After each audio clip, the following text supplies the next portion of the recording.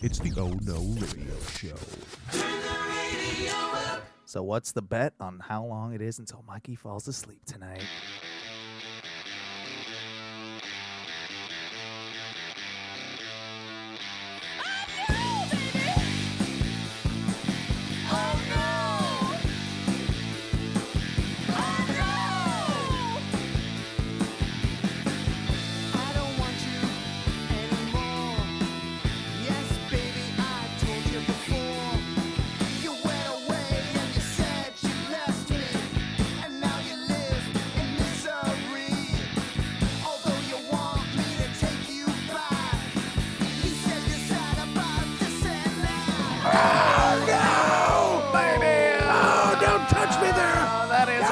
That is right. Show me where he touched you on the doll time. It is the It was here. Radio It was show. right here.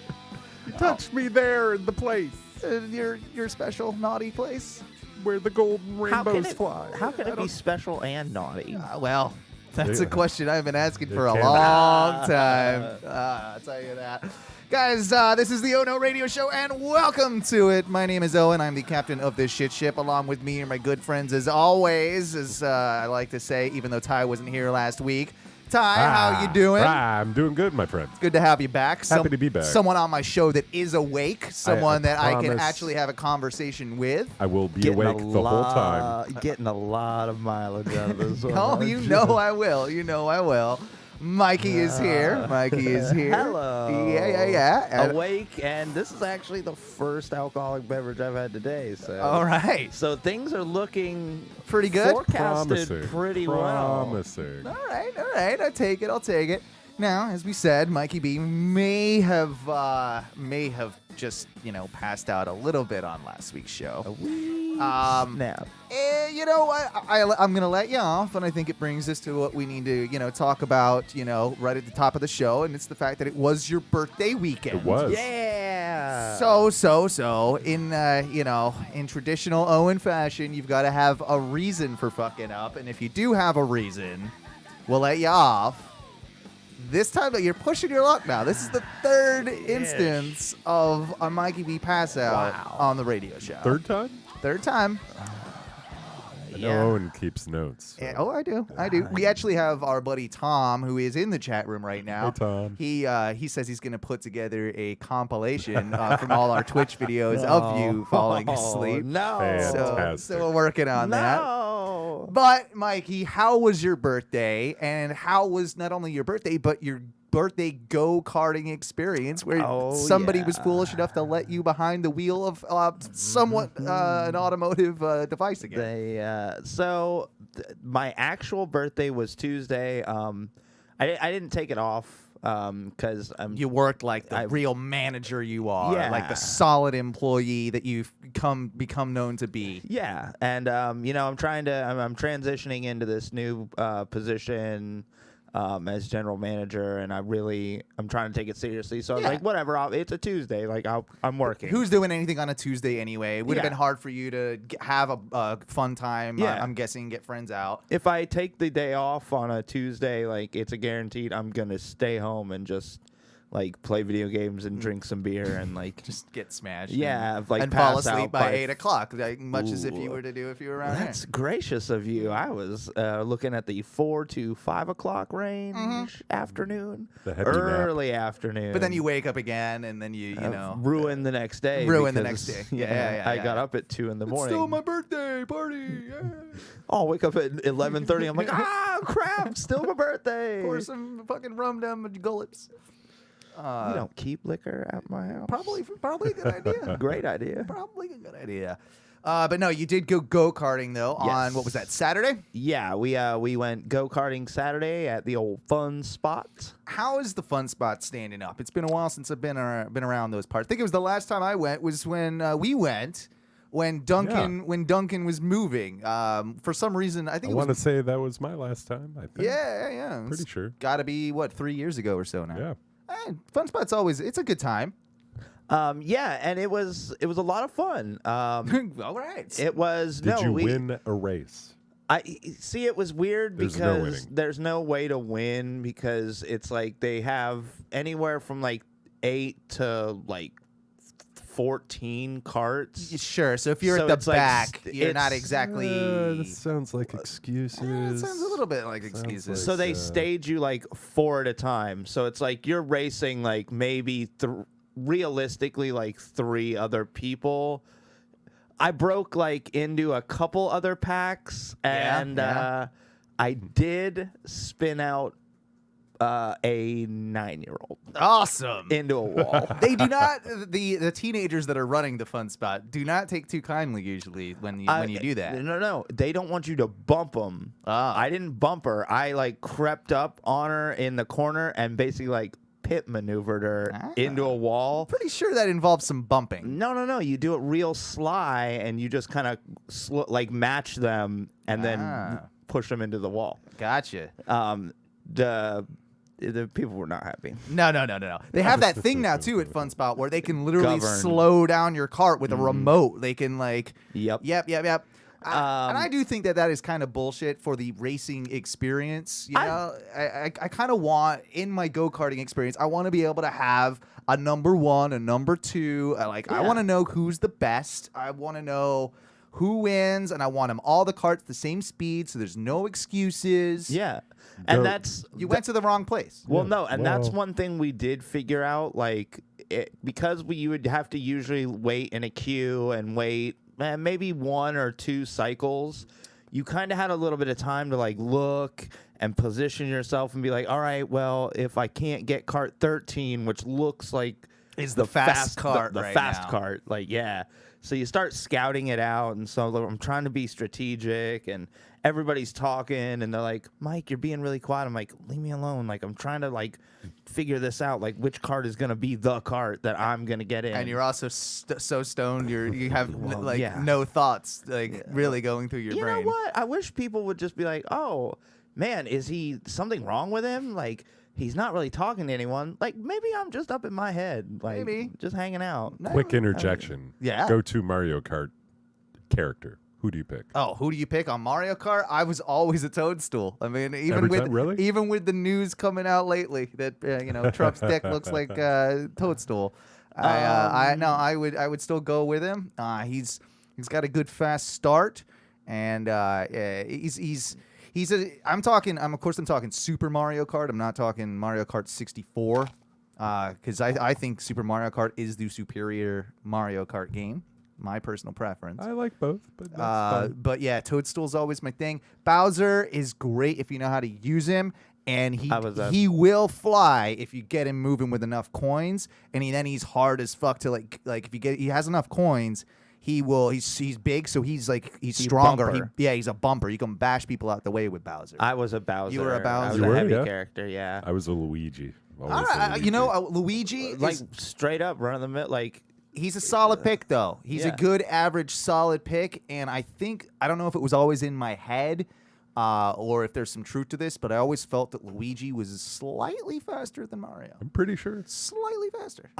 in a lot of things, I always felt like Luigi was the superior character. Like, if you look at Mario 2, which technically wasn't a Mario game, it was Yes, it was. It was reskinned as a Mario game. What was it then? It was just another, like, it was some Japanese game. Oh, that okay, they gotcha. skinned as a Mario Okay, game, gotcha. I believe. But yeah, like Luigi, like, had like this little float jump, way better than Mario's like Yeah. half-ass regular boing. Like, get out of here, Mario, you yep. loser. and Mario has 2 last names. He's Mario. I don't like anybody with 2 names that are the same. Two same names. Don't like that at all. Luigi Mario, definitely. Luigi sounds- Mario, better ring to it. Better name. Better name. Better pizza. I didn't mean Luigi to interrupt your Marios. entire story, but I had to know. What about you're Luigi. Call in, by the way. Tell us what your Mario characters were. Your Mario Kart Yeah. choices You- at 407 906 6466.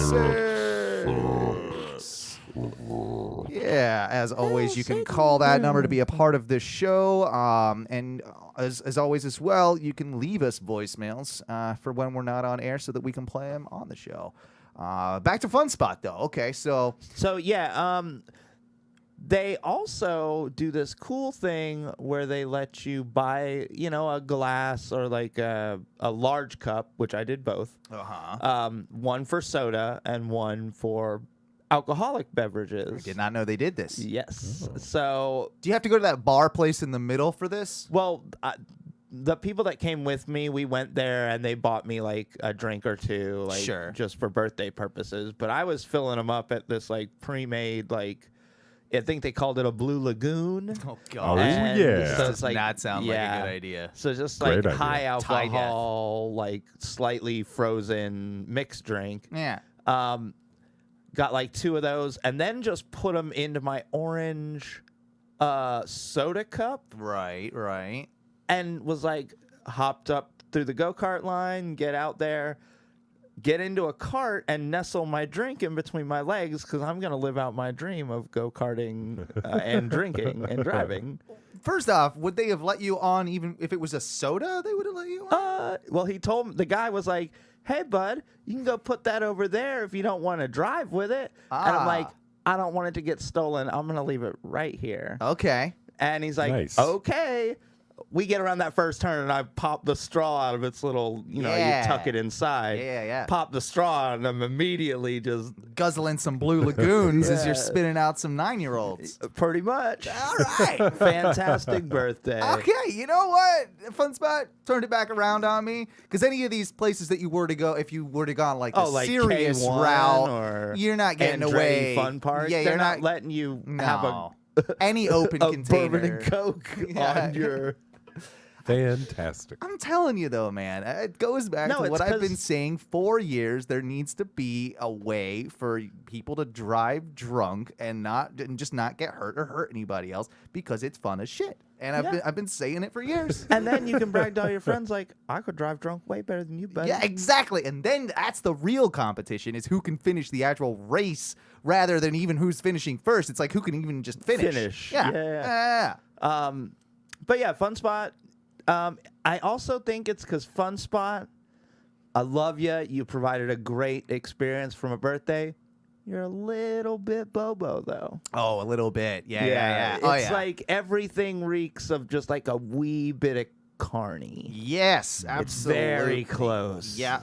Did you go on any of the other rides apart from Yeah, the go-kart? yeah, Did you do the couple little roller coasters they got out there? I didn't go on any of the roller coasters. What? You got to do those. Because on. by the time we started suggesting roller coasters, I was fairly intoxicated Best time. and didn't want to vomit on a roller coaster. Pansy. That's part of the thing, man. So- Blue Lagoon for everyone. But we throw up all that blue. Yeah. Come swim in my blue lagoon. What did you eat? You're like, I don't know, blue. Yeah. We did go on the bobsled, which is like that little. It's like the Oh, cart yeah. that like goes up and down.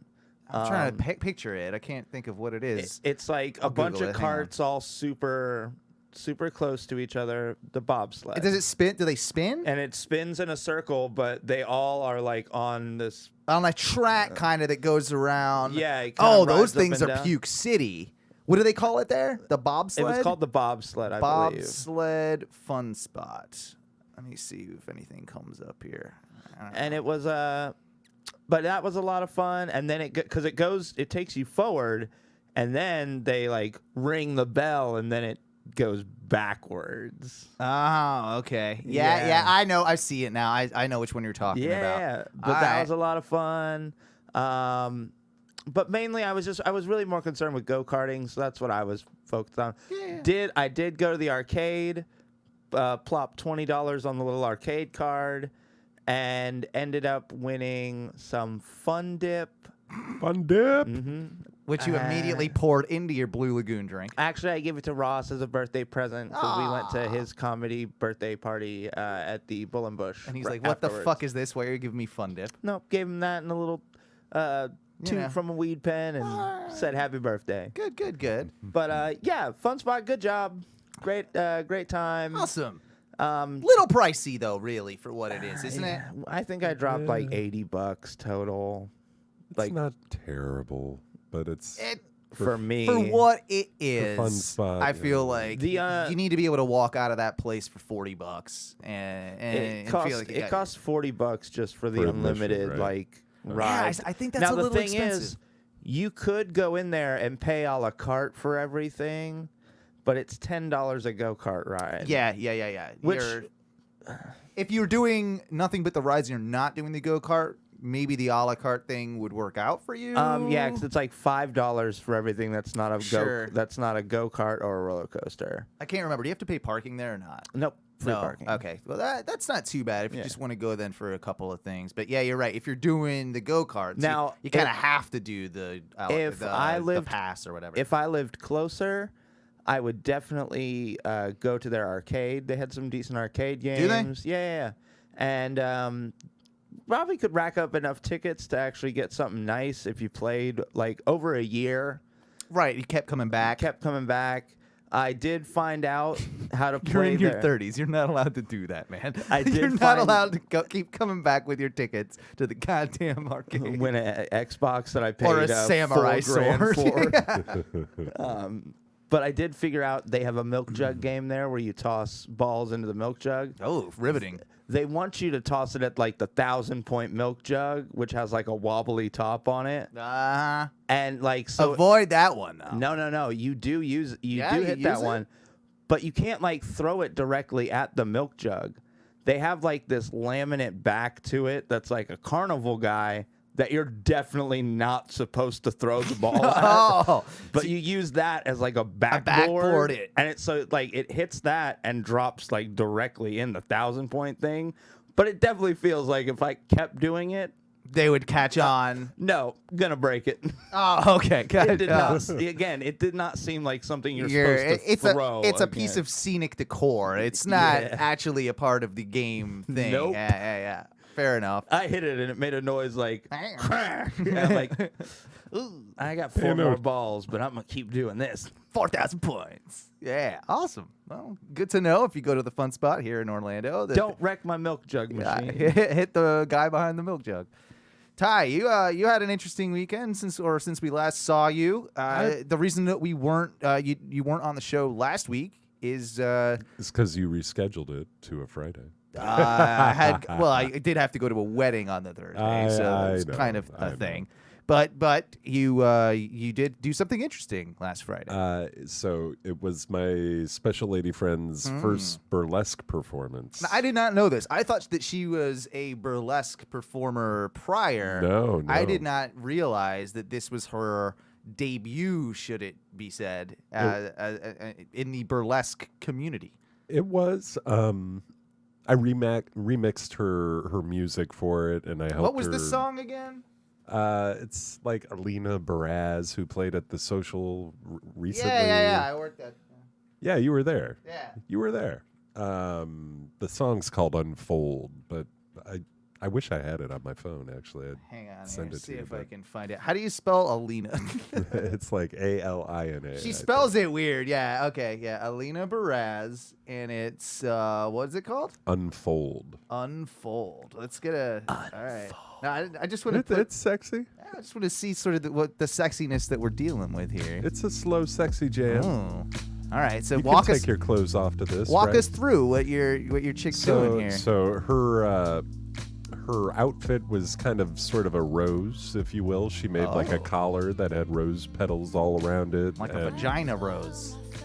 Not exactly. Okay. But a rose. Gonna make it grosser than it needs to be. But yeah, so she had that going on, and she had like a red lace thing and a couple things to take off. You know what I mean? All right. Comes out slow, kind of works this opening. Is throwing some pedals. Is she using any props? Does she have like a chair or any like a cane or? No She props, no cane.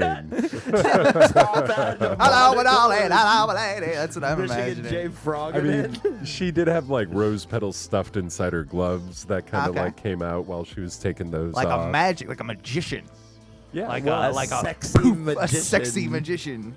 she did work it well. I'm Okay. gonna say, like, I was helping her prepare for this for Where'd she few pull the weeks. rabbit out of, Ty? Ah.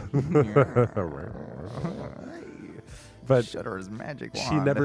never showed me the whole routine. You know what I mean? Like it was always I'm Yeah, helping well- her. I kind of know what she's doing, but I still never saw it. Which is cool. Like I'm sure Yeah. she did that like intentionally. Like and that's kind of neat that you got to see it sort of with everyone else in a sense. Like for the first time And she did I expected her to do well. Don't get me wrong. Right. It wasn't like I expected her to fuck up. I've seen pictures. She's very pretty. I mean, But- that's an obvious thing. Yeah, Like you've yeah. got to, you can't be a complete disgusting pig and be in No, this thing. no. You gotta. I mean, you can. You I mean, can. Oh. But, but you shouldn't. I mean, let's just go ahead and say that. but she did kill it. Like she didn't place. This was like an amateur night with a lot of people doing This is their interesting. So it's like first- open mic night. Well, for it's not like burlesque you don't dancers. just walk up and burlesque and do it. You had to be That would be hilarious, pre-approved. though. I if- just walk up dressed like this. That's Yeah. funny. I As had that burlesque. conversation a couple and the music times. hits and Mikey's just, oh yeah, Take it off, Mikey. oh yeah. There it is. Oh, there's one of his pancake Oh. nipples. Uh-oh. Oh, there it is. Oh, it is. Oh yeah, that's Owen. Yeah. Yeah. Instead of petals that he's throwing at the crowd, it's Pepperoni beer nipple. bottle caps that fly out of his hands. Yeah. Rains. She killed it. Confetti poppers. That's She did. awesome. I was stoked for her. We had a great night. It's done by Blue, who does a lot of burlesque things here in town, Okay. and that whole community is a fun community, man. It's just fun to be at the show, watch it. Next time you do the Blue Lagoon for Blue, you do Oh, Blue yeah. Lagoon, That and that would be right. You They could Blue write it up. Lagoon and burlesque. yeah, there Male you go. burlesque. Male. There were dudes too. Really? Really? On the scale of 1 to Burlesque. gay. Actually, the dude who won, Really? the guy who placed for, he was in silks and stuff like that, doing okay. like aerial kind of. How do you top Oh. that? I'd be like, "Fuck you, dude!" He like, killed it. He yeah, did, but like, seriously, his He gets to presentation go was first awesome. too. Like he everyone else gets top to that. He just- everyone gets else. Like, gets up I mean, there, I they're didn't like, get to talk to the guy, but he was gay. I'm pretty I sure don't he was know, gay. There was other dudes there that were also. Not that there's anything wrong with that. I'm just saying that's Nothing wrong with that. That's a little unfair. I think they might need to do a Wow. girls and a guys, and I think they might need to Man, like. I would take you're my not clothes allowed- off in There front needs of to be people. a special category for silks and that type of thing. Yeah, for, like, that, the that sounds a advanced- little unfair. While we're talking about the gays, while we were at Fun Spot, Yeah. there was a group of guys that came through the line ahead of us, and one of them, there are stereotypes, like old stereotypes about Of course. We all know what they are. like this dude is literally bleach blonde. He's a light-skinned black guy. Okay. But he's got like Cisco blonde Oh, hair. yeah. Like a little Cisco. When they dye the goatee. beard, does he dye the beard Yeah, too? And his eyebrows. Uh-huh. Little hoop earrings. Nah, that guy's Shorty. That guy definitely does MMA. Short shorts. Mesh. White mesh top. Mm. And like had a little prance to the go. It was like every. Was he an employee or was he No, working? Okay. he was just a guest. I want the kid running the go-kart track to be that guy in the mesh, and I want him to In a mesh fun yeah, spot. Yeah, I want that. That would step things up for me. It was pretty cool to see, like, so they have one guy standing in front of all the go-karters, like, prepping them before they go off. And then there's a guy on the microphone who has to do this little speech like, hey, welcome to the go-kart thing, blah, blah, blah. Gas is on the right, brake is on the left. No aggressive driving. All the aggressive driving. No bumping. All But the bumping. It's the well, guy. that guy wants Watch all out, the bumping. 9-year-olds. Cisco wants all the bumping. It's the guy in a little booth on the intercom And then the dude who's standing out in front of all the go-karters just making like hand motions, like hand jiving, while this guy is just making like saying all the precautionary stuff over the intercom. Yeah. He's got the easy job. He's sitting in the booth while the guy out there, he's the one that has to like actually incur the wrath of people. I will say though, they had a guy, like the same guy who's up there doing the hand motions while this guy is on the intercom, has to go around to everyone who is in a cart and check their like 4-point harness. Yeah, Cisco would love that part. He's getting a little too close to some. It just feels like it sounds like a couple more of those blue lagoons, and you ain't complaining. Well, no, what I'm saying is like it seems like you could just tell everyone like, hey, pull those straps for me. Just show me that they're tight. Yeah, cool. yeah. You don't need to do it yourself. No. That's a harassment charge. Oh, just waiting to happen. Yeah, especially today, man. Litigious America. Oh, it's gonna happen. Fun Spot has not been taken up on that yet. Someone in the chat room says, basically describing the bad guy from Demolition Man. You know what? Absolutely right. Yep. It sounds exactly right. A little more flamboyant version of Wesley Snipes from Demolition Man. Yeah, I'm into it. Let me see here. What did I? Oh, my mom's asking if she should call. She probably should. Yeah, it's been a couple of weeks. I'll tell her to call. What weird thing can we ask her? I don't know, Dan. Like, it's my mom. I can't really get too weird. Yeah, we should get pretty weird. Come on. Well, it's going to be fun. Let's ask her if she's ever ridden a go-kart before. That's not. I don't think she's ever ridden a go-kart, though. That's probably not something she's ever done. I will say this. Weird. I will say this. I am going to New Orleans in a little bit. I'm going. I fly out not this Sunday, but the following Sunday. So we got to kind of work out some stuff with shows. We'll talk about that a little later, Mikey. But I did want to ask, any of those people that might be listening right now, let me know in the chat room, or if you want to call, that's fine. Again, 407-906-6466. Things I should do, things I know I need to eat, places that I should go, like here they've got some Creole burger, Creole Whopper, Creole comes with a crawdad on top of it. How did you fuck up a McDonald's product? You said it was a Whopper. I don't really know. That's not like you. Wow. That's really not like you. I think I'm having a stroke. Yeah. I don't put you. Wow. You don't eat Burger King. Do you? Oh, I love a BK Lounge. Do you? Yeah. All right. I thought you were diehard McDonald's. Only from the Uber Eats. Because they're the only burger joint other than Crystal's, which is hot trash. Fuck you, Crystal's. Hey, hard stance. I enjoyed them, before when I was younger, but the last time I had them a couple weeks ago, it did fuck me up. I'll tell you that. Gone downhill, the Crystals. Downhill.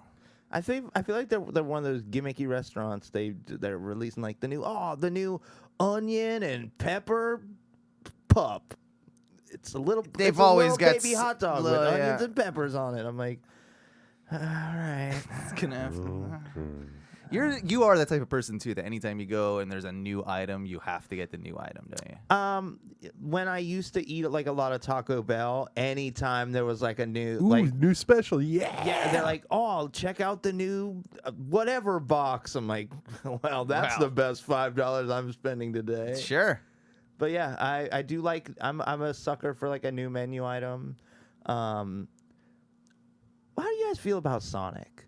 Sonic, I'm okay with it. I'm pretty happy. I used to about live real close to one when I lived in Longwood, and I used to get drunk and walk over there. And their chili cheese tots, man, yeah. That's some save a day. That's some good stuff right there. Oh, The food's always been acceptably okay and good. But wonder if they have Sonics in New Orleans. They got Diet Cherry Limeade, and the fact that they have Diet Cherry Limeade brings me back. I think we might be getting a call on the old. Oh, it's Mama. Let me see what's going on with her.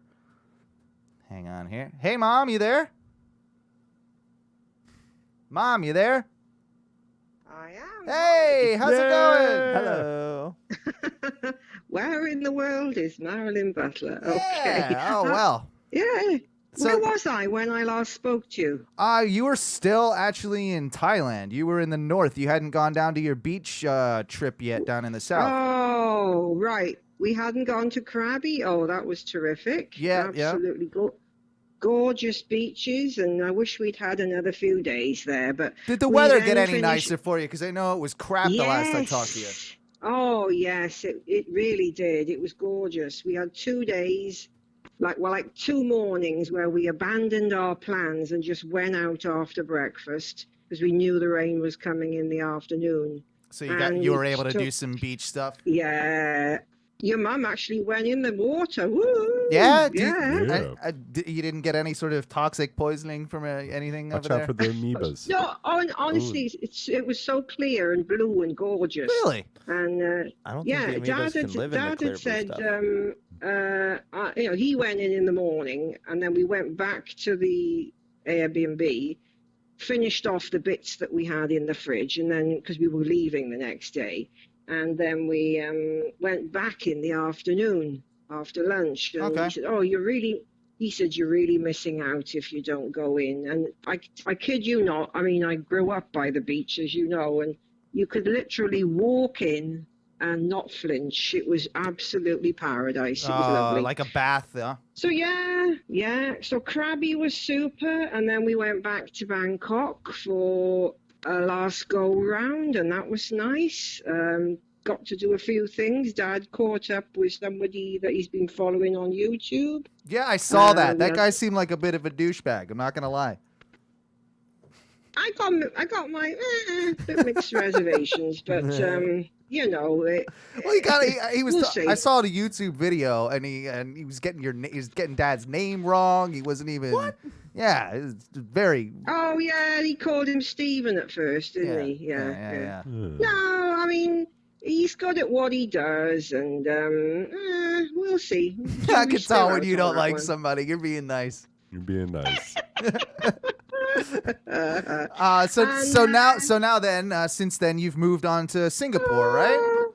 We're in Singapore, and you won't believe it. We met up with Robbie and his girlfriend. Oh, last night. right. The old family friends of ours, just coincidentally, of course. Like he's been over there for a while though now, huh? Yeah, last year. You there? I think it's his second go round in Singapore. He went to Hong Kong, and then he went back to Singapore. So Gotcha. He's in Singapore now, but he's not actually working legally. He's just doing freelance stuff. I know what and- that means. I know what that means. How long that will last, I'm not sure. But of course, this girlfriend's been on the scene for years now. So Oh, right. He is straight. she's really lovely. Yeah, as you can imagine. Yeah. Good. So we had a fun time with them, and we're literally playing tourists now. So Right. we're going around on riverboats, and we're going on bus tours, and I'm not quite sure what we're doing today. It's our last full day. We've got to be up and out by 6 in the morning tomorrow, Hoo-ah. so very early start. early. What are your general and then, impressions? Back to Gatwick. Yeah, well, but you know, that's Oh, look, it's a very beautiful city. I'll tell you what, it's like being in Disney in downtown Orlando. Everything is perfect. Right. You know, not a blade. It's a little bit. Dad says it's antiseptic a little bit. it's like going and spending. try- It's like living in Celebration, Florida, or something. It's got no personality. Yes. Like you go on the river cruise, and they've got this system going where it's just so calm, and you know. We then go back and look at video of Bangkok's river, and that's a river, you know, choppy and lovely and rah, rah, rah. Turds floating. in it. No, you can't have it like that, and you can't like drop any litter. Not that anybody thinks of it. I mean, the subways are so clean. It's just really like perfect utopia, if you like. Oh. You know, prices are a little bit. Of a shock after Thailand. Well, but, it was so cheap there. You're not going to find much better, are you? Yeah. Well, I do. No, Yeah, I gotta ask you. I was just reminded of something. What was your experience like at the Ladyboy show in Thailand? I'm going to let your dad tell you that. Hang on, I asked him if he'd like to Oh. say a few words. All right, we're gonna get a Papa Butler. cameo. Yeah. Oh, wins You're dad. going to get... Owen's dad. Yeah, you're going to get Owen's dad now, and he's going to tell you about the Ladyboy show, which he survived. I think we're both still a bit traumatized by it. Yes. But, Let's hear from him then. It's got to be done. So I'm going to pass you on to the pro now. All right. Okay? Well, Lots love you. I Bye. won't talk to you again now, but we'll talk soon, okay? Yeah, we'll be back in Gatwick tomorrow evening. Oh. Well, I'll talk to you when you get to the UK then. Singapore calling. Yeah, so we're just interested in hearing a little bit about this Ladyboy show that you went to. Well, I'm sure you are. By the way, everybody, this is my dad, the Rocket, calling in from Singapore. Thank you for calling, Dad. You are welcome. Well, what can I say?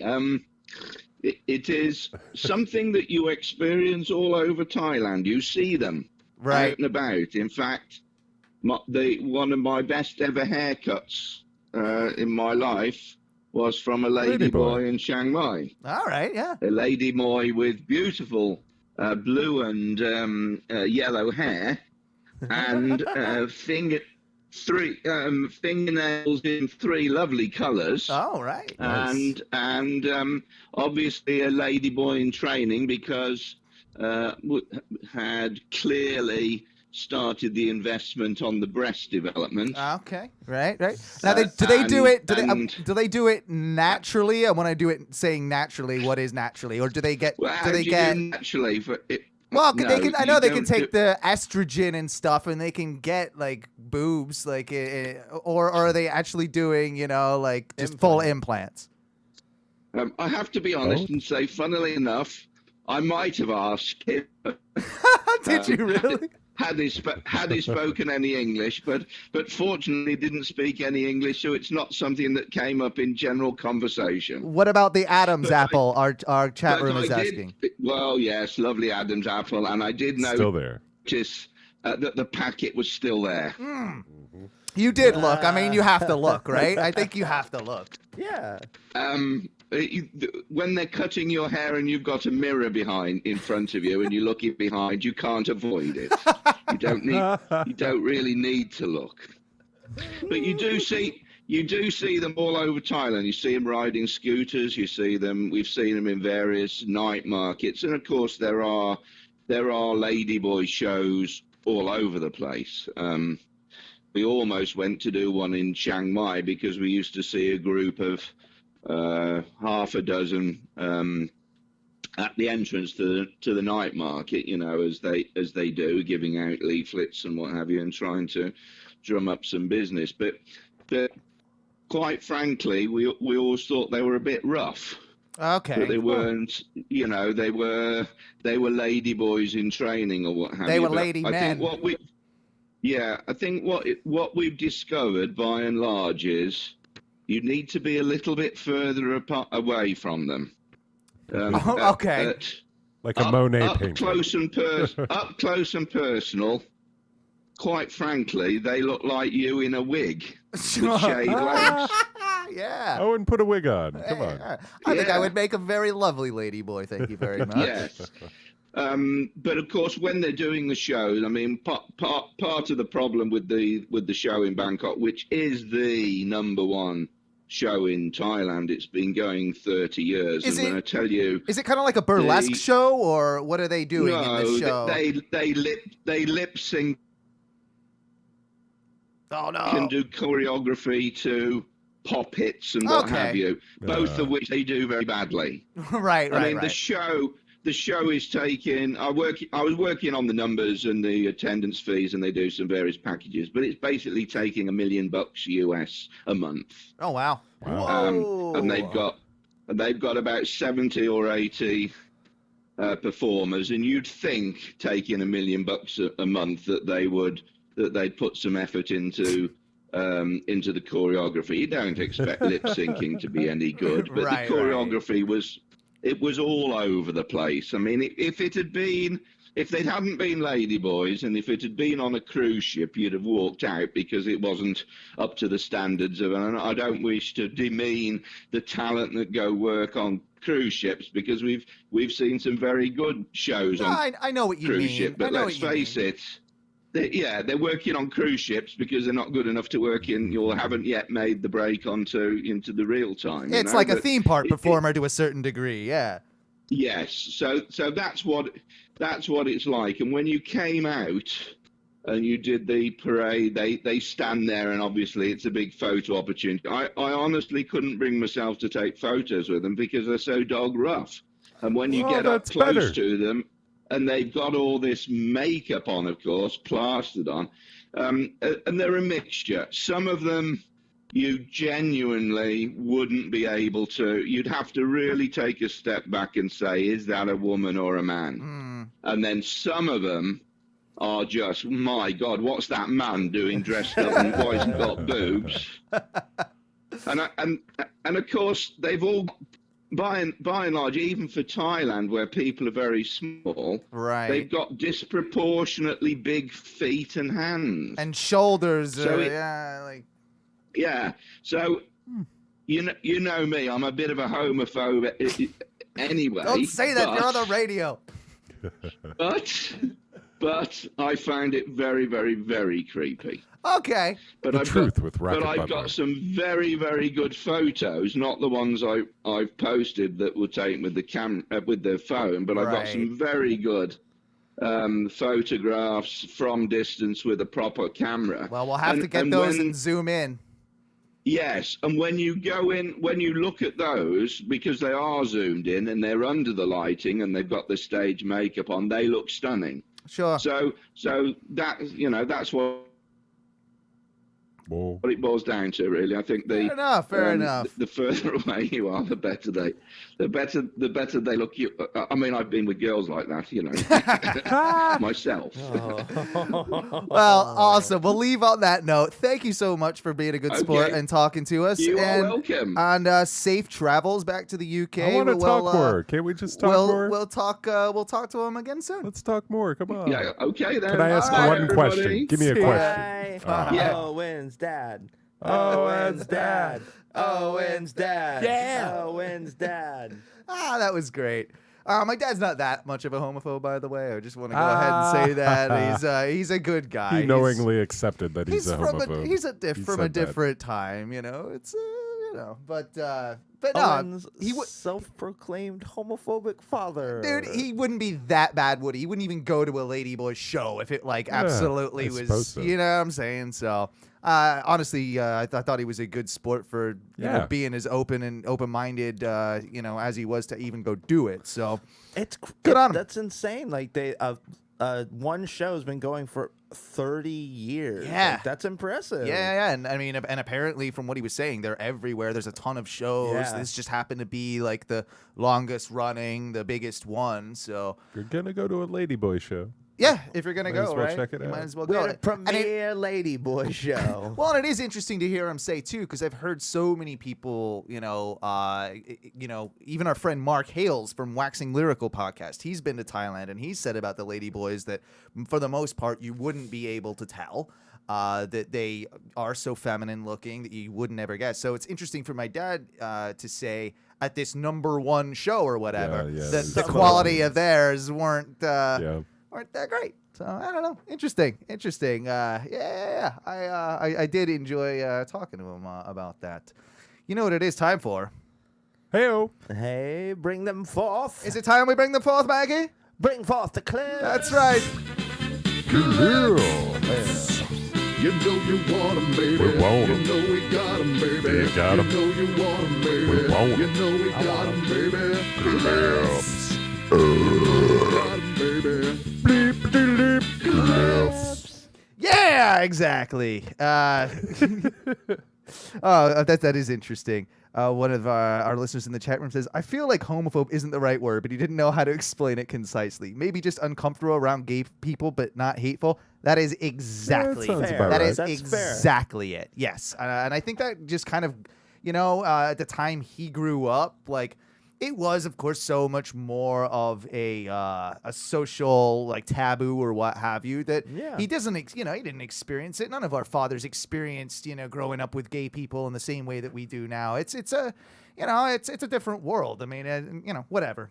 Whatever. Again, not hateful though. I definitely would never say that. But What I wanted to ask was, I wonder how that place smells. Like, I wonder. oh, if the it's- ladyboy place itself. Wonder if it smells like oils and like. That is a good question. locker room. Incense. That is a good question. We'll have to ask him that the next time we have him on the show. Sweat and vinegar balls. Sweat and vinegar balls. My balls don't really ever smell like vinegar. I don't think. I feel My like feet smell like vinegar. My balls don't really smell I feel like vinegar. that's what everyone's like. Oh, vinegary ball. I'm like, well, I mean, they get sweaty, but it doesn't smell like vinegar. Yeah, I don't really see that one. Huh. Okay, well, we're gonna do some clips now. Clips is the time of the show where we take a look at all the random shit that we find on the internet every week. Let me see. Tom has pulled up some gems, of course, as always. We're gonna go with a commercial for some HD Vision Special Ops glasses. What? This is with Chris Tanto Paranto, and he's gonna tell you about these awesome new shades that you're gonna need to buy. I'll say what? Oh, wrong one. Be aware of your surroundings. Complete visual clarity, because survival, safety, and success depend on it. These special optics give you the power to see all your surroundings. They're HD Vision, Special Ops. Most sunglasses just make things darker, and in a tactical situation, that can be deadly. Now, I remember when these like sort of came out a few years back. Like, I remember the infomercials for HD glasses. You remember these? Yeah, it was right? like make your whole life Yeah. clearer. Yeah, you see so much brighter. All the colors are more vibrant. I didn't realize like now is what they're doing is they're taking it into the man. You got to really be No. special ops. No, have you not seen the rise of like tactical like? It's all exactly those what it is. tactical guys? That's why I think it's interesting because they've Yep. taken that same exact product. They've just applied it to tactical, end of the world, apocalypse, Trump. You better have this in your bug out bag. Yeah, exactly. It's exactly By what the it needs is, of right? our men and women in uniform. Special Ops lets you do things normal sunglasses just can't do. You see your surroundings in high definition with color, contrast, and clarity so sharp you'll never want to be without them. What An the HD fuck Vision kind of Special whiteout Ops. snow glasses is like the guy comparing this to? I don't know. I mean, like, check out my new snowstorm sunglasses. when I put on my Ray-Bans, I can barely see anything, to be honest with you. So I get it. I mean, I'm going down the road. They're all blurry. They're all scratched up. Like, so, yeah, I don't know. I mean, maybe I need a pair of these. Reduce glare without darkening your view. Same polycarbonate material used in military aircraft. A high-performance design ideal for active lifestyles. Special Ops Yeah. offer UV protection, are scratch-resistant, and can survive the harshest conditions. Because no matter where you are or what you do, seeing clearly can save your life. Or give you a tactical advantage even in low-light conditions. It's just the clarity of everything around you. It's like it brightens everything up. As far as looking across the field, you can see things very clearly, which is extremely nice and very important. That dude's a Nice. cop. Very important. I don't know. It's That's just like that guy's a cop. I did find it amusing though that they've literally just taken that same thing and just applied it again to the No, tactical world. Either the same company who released them 5 years ago just rebranded. Oh, it's exactly what it is. or Guys, they we sat, got a warehouse full of these Yeah, fucking exactly. They glasses. We sat gotta in a get them out of warehouse here. And some We gotta move these things. What's big inventory- right now? Tactical. Make them Tactical. tactical. I'll figure out how to make this tactical. Yeah, put a Trump thing on there. Made by Trump. All right, we got to do this one here. This is Trump tactical. Let's brand that and start really raking in money from these dodos. we're gonna do a thing called Skip Slide. It's an official music video. Very you, official. So you know it's gonna be good Oh yeah. because as we found out on previous shows, anything that says official music video usually gonna be a gem. The doo-doo dance. It's a beautiful day. Let's go outside and play. Oh, All right. So we'll get to this in just a second. But as Tom brought up to me when he sent this to me, he's like, this is one of those that kids make before they get into fingering chicks and smoking marijuana joints. It's when you could have girls in a video and they're like, Yeah. you're not like, hey, being creepy. let's find a way to subjugate you. It's like, hey, are you guys off for next Friday for the school skip day? Let's all get together and let's shoot a movie. Let's make a movie. Let's make a music video. I got this great new song. I want all my friends to be in it. This is home movies. Kaylee, you're gonna be in here, and Josephine, you're gonna be the one in the back because no one likes you. Hey, what about me, Tom? No, guys. Guys. It's me and the girls. me. Because I'm the star. Oh, Got the water damn. balloons. Got the lays. Yeah. Got the bubbles. Yep. Then we're A-okay. Let's go outside and play.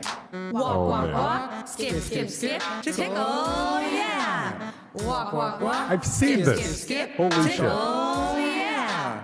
I'm hooking up upsets with me my still. gals. Now listen up, I'm with my pals. This song ain't no joke, cause we're all so soaked. Being with my friends is just the prize. On a day with no flies, we like to have fun outside when the sun's nice and high. So get your cheeks off the seat and let your body take the beat.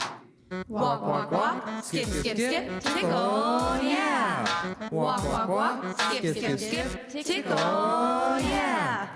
What's the Damn end? it. What's the end goal for this? Damn it. Again, Owen, you said it perfectly. That girl right there, that's his No, end no, goal. no. That's This his is, end goal. This is what I've noticed. The guy in this video and this girl are still in that phase that you just described, where they haven't been like, oh yeah, like I do want to Experience more adult things. Yeah. The other 4 girls in this video, though, All banging. they already know what's Oh, going on. they- Oh my God. taking You it. dirty bastards. They want The to D. They want to slip, slide that These D girls in. are 12 or 13. Yeah, see, 12. Yeah, no, that girl is an appropriate 12 or 13. We're gonna the call- other 12 or 13-year-olds want to be 17-year-olds. I feel like the kid in this video is probably named Liam. I feel like Liam might be a good name for him. Chester. Liam has been dating this chick for a while, but clearly he wants the one that's like third back in the line. No. There's a deeper game. Okay. He brought those other girls around here to make the girl he's dating. A little jealous? No. Do a little more. Oh, do a little Like, more. educate her. Like, push her to be a Oh. little more sexual. Tom's saying his goal is to be a ladyboy and move to Thailand. Maybe. Yo, I'm John, and that's my name. And I'm the boss of the song. I like to talk on my phone, but today it's just been gone. Playing jump rope is my thing. Fuck. And yes, I really can sing. Spinning this thing is just Can? my bling, and having a ball is a hell of a thing. Having a ball. Oh. Skip, skip, skip, tickle, yeah. You just, Walk, walk, he got boob skip, right skip, there. I skip, saw it. Tickle, yeah. And then he hired Uncle Mike to come in, and sorry, I didn't know it was. No, I just said, but he's an everyone's Uncle got Mike. one. He's an Everyone's Uncle got one. Mike to come play saxophone in the video. Uncle Mike, you don't really actually have to play it. We're gonna pipe it in post. And he's like, no, I can No, totally I'm playing do it. He's like, well, we're gonna mute him. We're not gonna. This is a really bad sample. I'm pretty That sure plays over and over Uncle again. Mike is buying the rest of those chicks booze.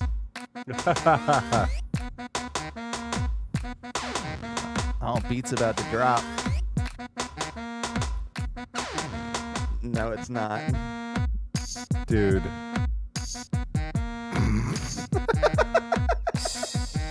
Your FaceTime is great. It's killing me. This is the worst bad. It's good, but damn it, it's terrible. Swatting mosquitoes like we're dumb. Trying to smack them is no fun. We're spinning around in the sun. Getting a tan just like sand. Fooling around with water balloons. Listen, picking them out like a game, even though they're all the same. You know I'm not a violent guy. I'd beat that kid up. Yeah, I know. And I don't beat people up. I'm not about that. But that kid right there, if he was in front of me right now doing that, Yeah. I'd just be like, you know what? You deserve You this. deserve it. And you know what? And I'm not a violent guy either, but I wouldn't stop you. Yeah. I'd let you would do watch. it. I'd be like, You'd probably laugh. You'd probably needs this. film it. But yeah. World star. Well, I'd be saying that. But then, thankfully, you have those kids. You have those kids, right, that are making that shit. But then you have true geniuses that are out there that come across and make something like this just amazing video called "Piss on the Devil." Piss on the devil. And here you go. Like, this is what cameras and kids should be doing, or kids with cameras. Pissing on the devil. Pissing on the devil. Piss on the devil. Here we go. Piss. There's that old bastard. It's a guy in a mask. Clearly you got to have a good mask or two in every video. There's that old bastard. Clearly, you got to have a good mask or two in every video.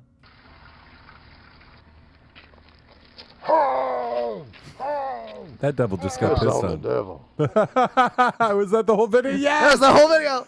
That was extremely That's the best. satisfying. That's Thank you for that. See? Clip's winner. See, there you go. There's a devil laying on the ground with a, party mask on. Devil Yeah. party mask. He gets Party pissed devil. on, and the guy says, "I'm pissing on a devil," and it's End of over. video. It's great. Sometimes things just need to be simple, That- short. That was highly Pissing satisfying. on the devil. That's what kids need to be doing these days. And again, nothing like this kid who's trying to make fucking music. Another one of these kids, and possibly what I think is the world's most annoying musical instrument. I fucking hate accordions. Come on. Come on. This is awesome already. Has there ever been a good Yes. accordion Yes. song? So many. Even when Weird Al does it, it's Come on. annoying. Weird Al's great. Dude. I can do this. I could bring an accordion and play this. You know what? I'm going to turn that one down. I'm fine without that. I'm just saying, this guy's all right. Not that great. He doesn't know how to stay in his 5 groove. Mission Impossible's in 5. Gotta love that. 1, 2, 3, 4, 5. 1, 2, 3, 4, 5.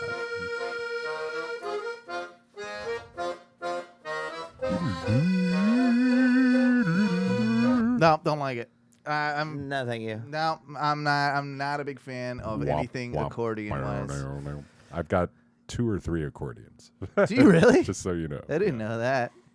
We'll do one more. We'll do one more. Wow. I don't. Yeah, you learn something new about Ty every day. Just hanging out with my 2 or 3 Sometimes I like accordions. to rip some accordion. Okay. Or squeeze box, whatever's handy. Fine. Don't you hate? Don't you hate? We'll do this one. This one's another song, and this one's called "You're Not Invited to My Party." What?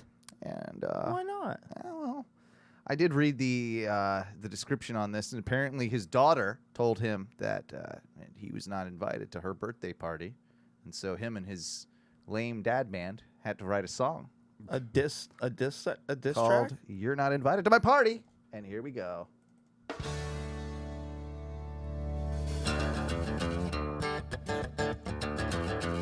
Oh, you're gonna love this one, Ty.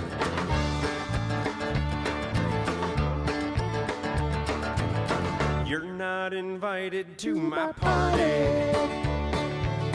I'm only having my close friends. This is what happens when, like, You used to be right there among them. you have some talent, you have some production skills, you've got some money, but you think something is just too good of an idea, or a good idea, when it really just isn't. It's not great.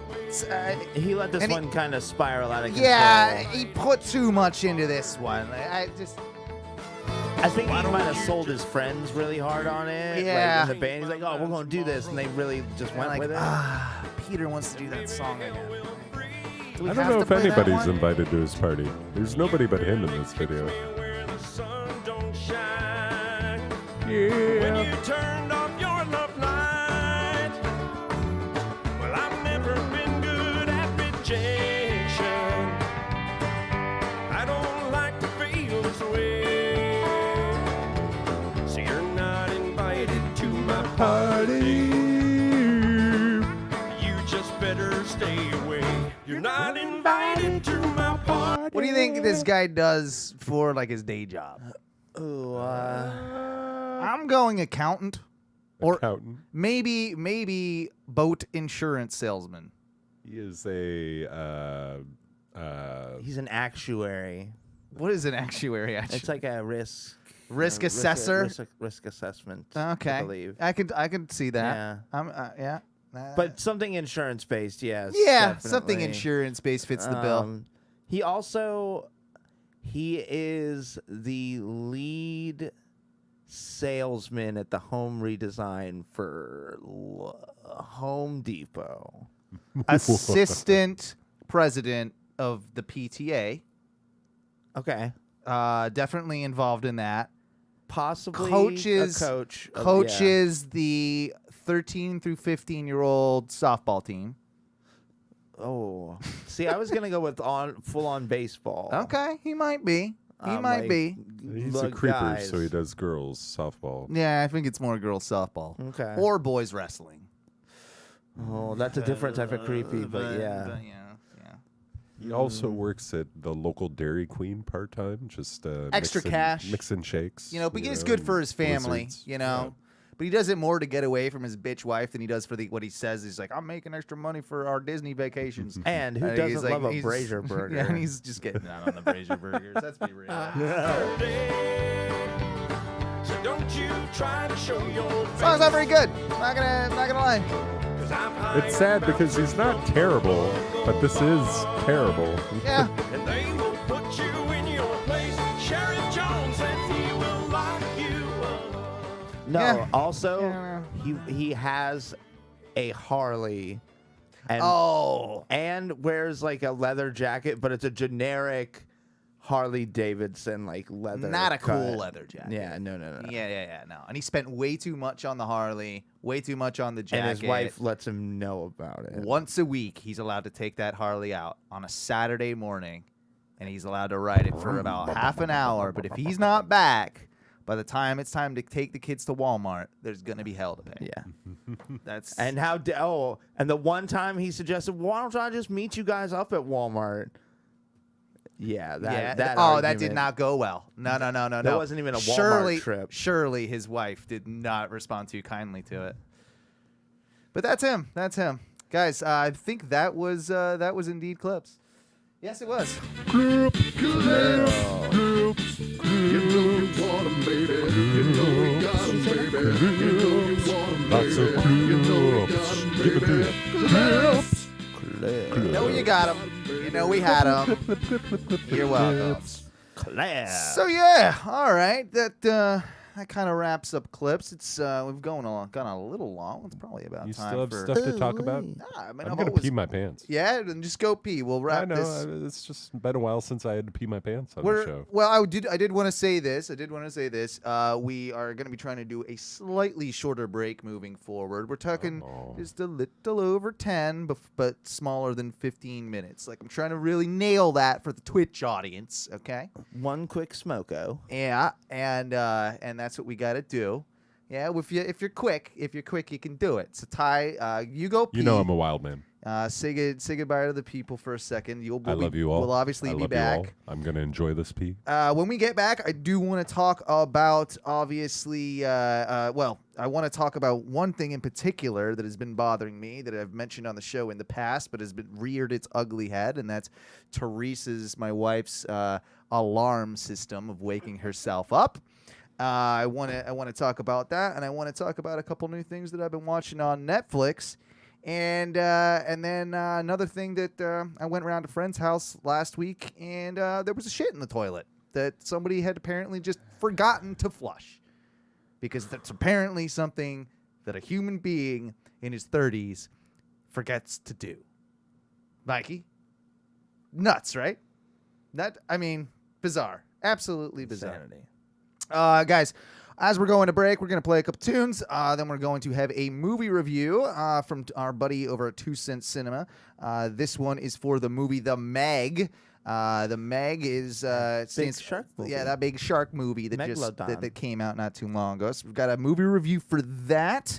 And I did want to go ahead and say I'll remind you again later, and I'll be posting this all over social media. But we have finally fixed our RSS feed for Apple Podcasts. It is up right now. If you type in "Oh No Radio Show," H space NO space radio space show, it will pop up. Please hit subscribe for me. Now, I don't know how this is going to affect people that it wasn't affecting in the past, so I'm trying to just implore everybody, just go back on there. Please just resubscribe.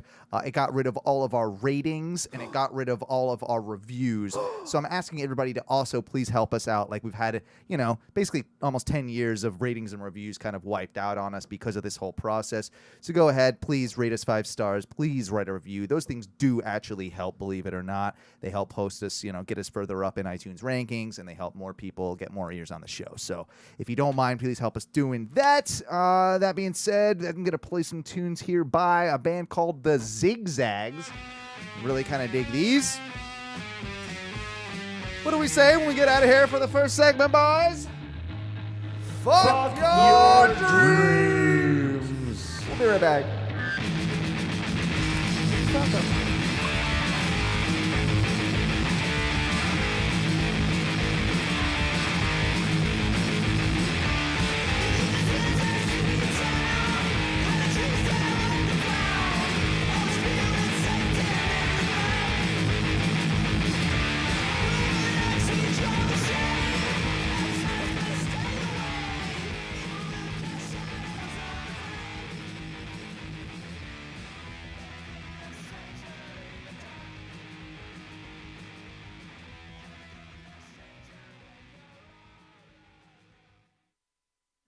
Hey everybody, it's Mike B from the Oh No Radio Show. And by now, you've already heard of Tom and Dan and a Mediocre Time podcast.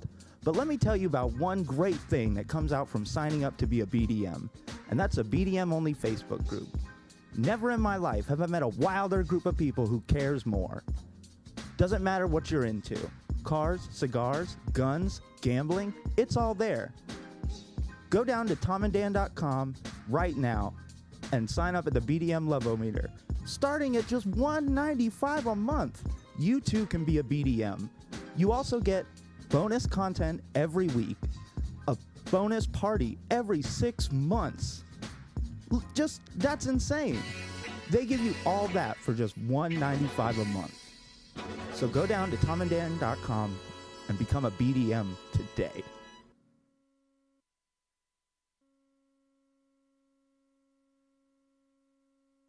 This is motion picture film. We're in a movie studio, and if we must have a title for this little opus you're about to see, we might as well call it 2 Cent Cinema. Hello and welcome to another edition of 2 Cent Cinema. I'm your host, Tom. Hope you are well. Welcome to my abode. Abode being the four walls of this podcast. Called 2 Cent Cinema, a movie review podcast sandwiched in between break on Ono Radio Show. Podcast within a podcast kind of thing. It's weird. We're like a not funny Inception. Not that the original Inception was funny. I did laugh sometimes. But welcome. We're going to talk about a shark movie today. A shark movie where Jason Statham kicks a shark's ass. I actually think that could have been the working title of The Meg. Which came out, I think, a month ago now. It's been in the theaters, swimming around, barely chewing its box office numbers. Oh! Sorry. Kicking the shark puns early. I saw this movie. I watched it streaming. I would not go see it in the theaters. I've had kind of a chip on my shoulder with this movie ever since I saw the previews for it. I definitely went in, I think, grudge-bearing. And it sucked ass. It was the exact suck-ass film I knew it was going to be. I guess a little backstory is this is based on a book series, I'll say, of the Megalodon shark, the Meg. I read this frickin' book, God, it must have been 7 or 8 years ago. And this was, back when, I don't know, you couldn't even think of a make of the movie because CGI wasn't even there. But CGI is a gripe I have with this film. We'll get to that. Anyway, there were just so many red flags in the very beginning with the Meg. Honestly, for me, any movie gets a little kind of a check in the negative box when Jason Statham is in it. And my thing with Jason Statham is look, I was team Jason Statham. Snatch and fucking, what's the other one? Lock, Stock, and Two Smoking Barrels. Those are fantastic movies. Those are just perfect Jason Statham movies. And his career after that, when he kind of got into American cinema and stuff, he's done a couple of good movies. Like the first Transporter, awesome. The next 17 Transporters, basically the other 10 of them without Jason Statham or whatever. It's like that Jason Statham got hungry on the on the tentpole train. He was just getting into these movies, you know, and obviously Fast and the Furious is his most recent iteration. Look, he's a fucking badass. He sells it. He's like British, more jacked Bruce Willis. And he's made a run for it, and he was cast in this. And I was like, oh boy, we're gonna get this flavor. Like, I was like, they're gonna make Jason Statham single-handedly kill this shark with his bare fucking hands. And spoiler alert, it's not that far fucking off from the end. If you're listening to this and you're upset that I spoiled the Meg, fuck you, and just hit stop right now and stop listening to this. I'm sorry. I'm not letting up on this movie. Second casting problem, Rainn Wilson's in it. He has an agent just literally sending giant fruit baskets to these places. Remember Dwight from The Office? Yeah, he needs some work. You know, Rainn Wilson he plays like kind of this, he plays the billionaire that owns this deep sea exploration facility. He's like annoying John Hammond from Jurassic Park. If John Hammond was like, I don't know, 37 and super rich, and Rainn Wilson and own a beet farm, or whatever the fuck Dwight Schrute owned. Anyway, so all that in a big, you know, basket, shake it up with a giant, like 70-plus foot CGI shark, and that's what you're in for. And it's a sit, man. It was almost 2 fucking hours. Way too long. Dulled down violence because it got the PG-13, you know. When it did the PG-13 thing, too, I was just kind of like, yep, this is it. This is the kiss of death for this movie. Then after that, the stars start panning it. The director almost pans the film. What's the director? He's actually a decent director, too. Yeah, John Turteltaub. John Turteltaub. It's hard to say. Look. What is it? What else has he done of acclaim? I'm trying to find. Producer. A lot of producing. Oh, he produced National Treasure. Okay. Feeling that, kind of. Directed Phenomenon with John Travolta. Okay. Yeah, man, he's not ringing true with directing credits. So I'm sorry. This director is rather on the green side. They did probably think he had the chops to handle The Meg. Oh, I don't know. I'm just looking at pictures of it right now on IMDb and just getting upset, you know. And that's the thing too, is it's like you know, they took the book was violent. The book has like some real violent descriptions of the shark killing people and just the mass power of the shark. And right off the bat, I'm a huge fan of Jaws, sucker for that kind of story. And a lot of it just was, it was just all muted down. The shark was just more like massive and destructive by the way it looked. Like the actual violence level in the film was very minimum and almost comedic to a point, you know? Like, it's very strange. It was the storylines were just like, really? I didn't really care about the characters. Jason Statham's character is just, again, over the top, unrealistic hero type. Like, there's just no fucking way. I mean, you can suspend disbelief, sure. But they show you the odds. A big fucking 70-foot shark, Jason Statham. British Bruce Willis versus prehistoric fucking monster. And, you know, it gets the Hollywood ending it wants. It's a cheeky fucking ending. Being greedy, winking the eye. Well, maybe we'll make Meg 2. In the fucking book franchise, they're still going. There's, like, several of those books. I don't know. Again, just so many gripes. And I think the CGI ruined it. I think that the thing is it's like, it's a hard movie to come after Jaws. Jaws was so definitive for its time. Because without Steven Spielberg's like cinema genius, it was just like this weird, shitty, vampy movie with a robotic shark that jumped out of the water and snapped its jaws. Like, to make that even terrifying, what a task. And he did it. And it made it this paramount thing. And there were tons of Jawses after that succeeded it, and they stuck to that kind of gimmick. They were all terrible. But when we got into the caveat after years of not having shark movies, when CGI started to kind of advance, then you came back and tried the shark thing again. I think it was Deep Blue Sea. That was in like the late 90s. And, it was like that movie too was just like, it was all vampy and it was stupid, really. It was cool to see sharks. They were like smart sharks, basically. They like had crazy tech or something involved, some bullshit story. All I can think of is I think it was like LL Cool J's in it, and he has a fucking parrot. I mean, correct me if I'm wrong. That's a memory I have from that movie. And Samuel L. Jackson being in it and then getting frickin' eaten is, I mean, sure, that's probably the best part of that movie is Samuel L. Jackson being eaten. But again, there you go. That was probably a good almost 2 decades after Jaws, that shark kind of movie that tried to get made. And then after that, they did like the one with the couples in the water and they're like being kind of hunted by those sharks. I can't think of the name of that movie.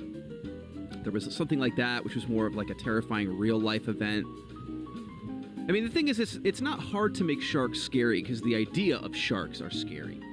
But to capture them with kind of thrilling intent, with terror, actually being scared watching a shark movie. Since that first Jaws, it's really never happened. It's like that magic only really struck once.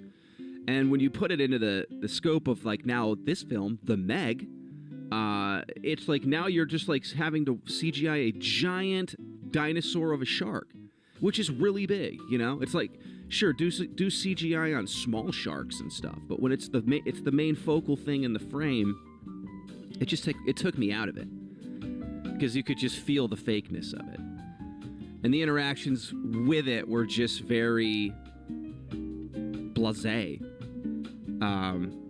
There wasn't really terror. You weren't really scared. Even the suspense of it, even the filming of the suspense, and the payoff, it was just weak. And I just don't think it really stuck the landing that it intended to. So yeah, that's pretty downtrodden. I'm sorry we're not ending this 2 Cent Cinema high-fiving, and I'm telling you, get out there and see this movie. I mean, don't see this movie. If you want to see it, if you know what this movie's good for if you have kids. If you have kids and you're like, maybe the kids would, ooh and awe at a giant monster shark, and it'll entertain them for 2 hours. Take them to this. Here you go. It's PG-13. I don't even think they swear in it. There's no sex. There's nothing. It's just Jason Statham and a shark. Yeah, Jason Statham and a shark. That's it. That's going to be the title. If I could name these episodes, that would be the name of this episode. But I'm pretty much going to wrap this up. That's my review of The Meg, out now. Don't go see it. And stay out of the water, because sharks are real and they're there and they're angry now. We're pissing them off because we're fucking up their water. They're out there. They have a vendetta. They want to eat us. But thank you for listening. This has been 2 Cent Cinema. Go back to listening to the Odo Radio Show. Later.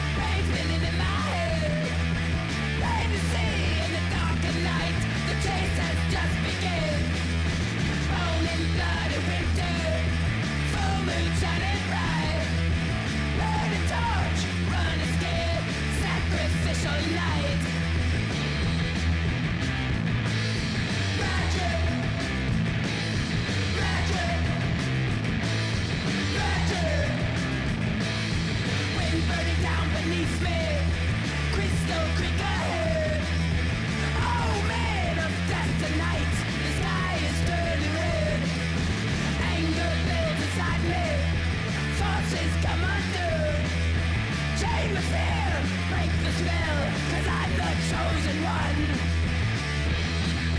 And we're back. Oh, damn. Whew.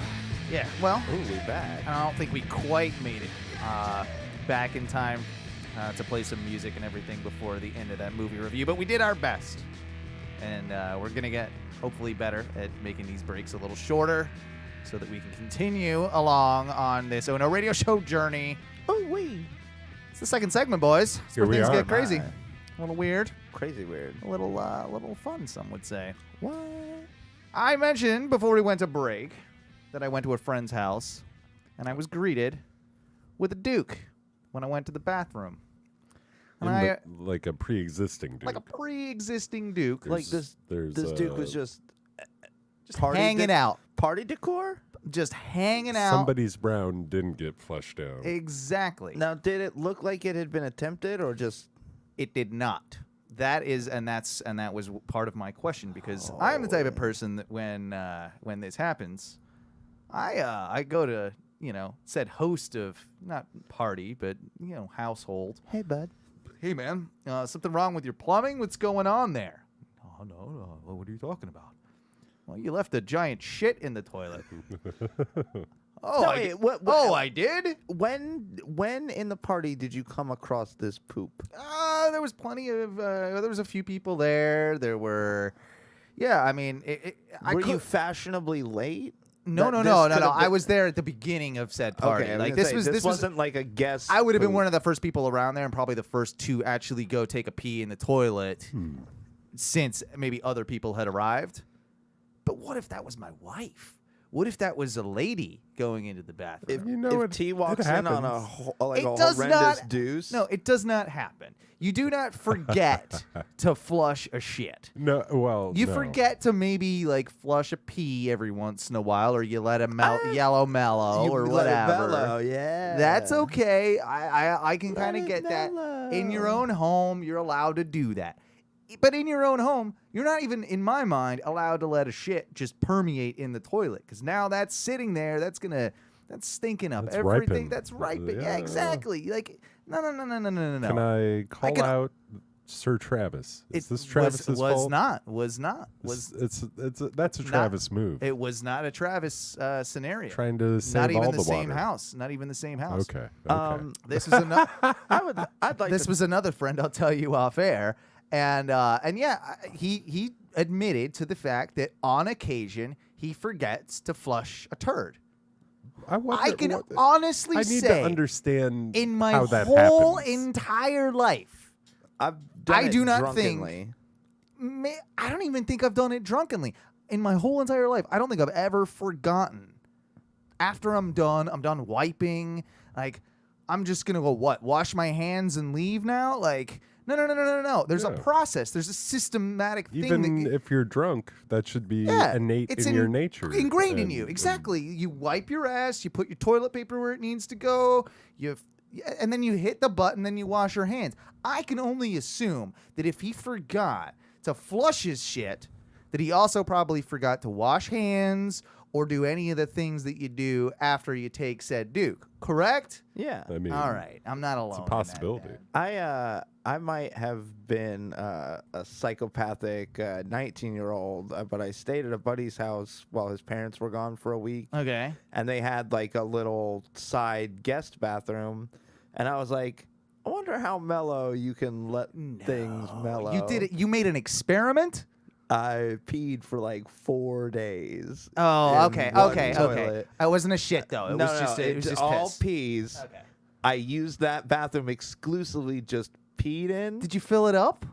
At the fourth day, because like I'm still going to work, and it's like I'm still peeing at it's work not the only sometimes. place you're peeing. Yeah, but like if I was at my buddy's house, I was just peeing in that one toilet. And no one else was using this toilet, to your knowledge? No, because they obviously would have like found Someone would have said something. Yeah. Or flushed it.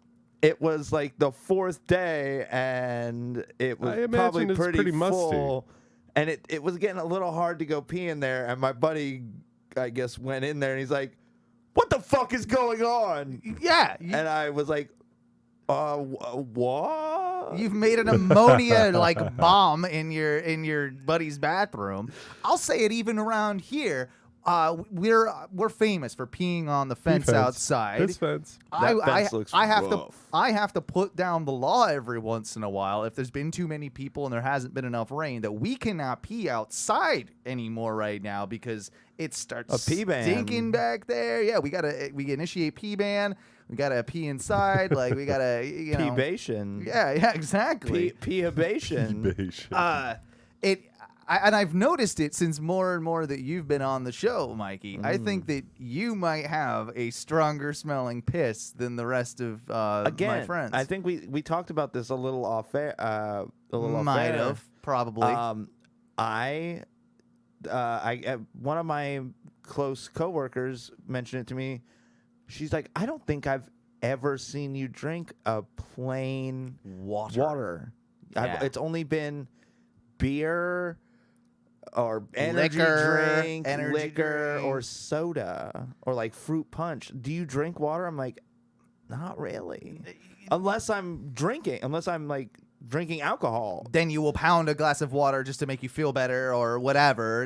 And what's weird, and I like you like gulp it like you're dying. You never had water. Uh-huh. What's weird now is that when I do drink like glasses of water at home, even if I'm not drinking or like drinking alcohol, I still like drink them as fast as possible. Like just get it down me. I'm like, God, you just gotta get through this water. This water. Water. Like babies with their medicine. Like just you just gotta get it down. So you don't ever take like a cup of water to bed with you? Every night? No. I always take a cup Every of water night. to bed. Every night. Ever since I was a child. It was like something that was ingrained and taught to me. Like, No. Also, I guess some people are taught to take cups of water to bed and also flush the goddamn toilet. Like, there are just two types of people in this world. Go figure. All right. I have brought water with me like when I know I've been drinking because I know I'm gonna want to drink that. But even then, I set it on the nightstand. And you don't. You forget until the next morning. I crawl right past it and I look at it and I'm like, I'm gonna drink you water. I don't want you. And then my head hits the pillow. I'm like, oh, you can't drink water from this position. And the rest of me's like, you're right. Let's go to bed.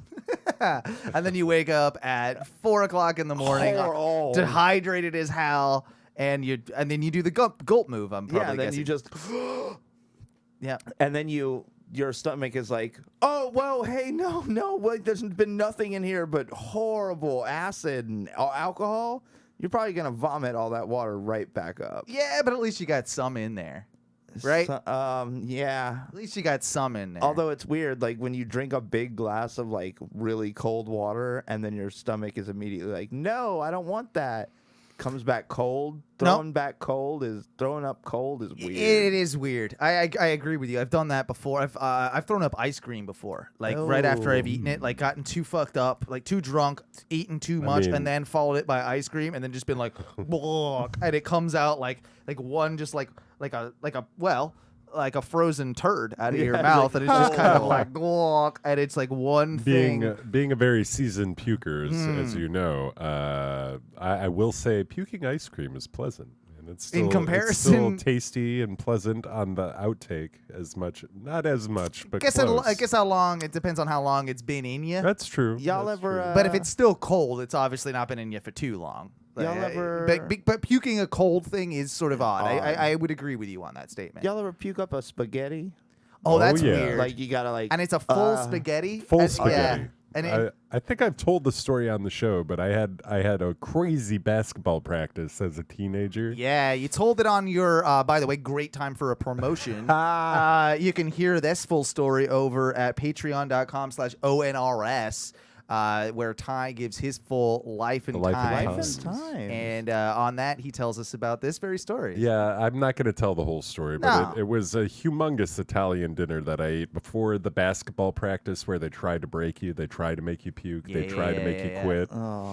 And the amount of puke that happened was, I mean, imagine like, the center key where you know what I mean? That whole thing was pretty full, plus splatter around it. Like, it was a lot of puke. Yeah, A lot of puke. wow. You carved up I'm- wrong. But you could see like my whole dinner there. There's a little bit of spaghetti. Little bit.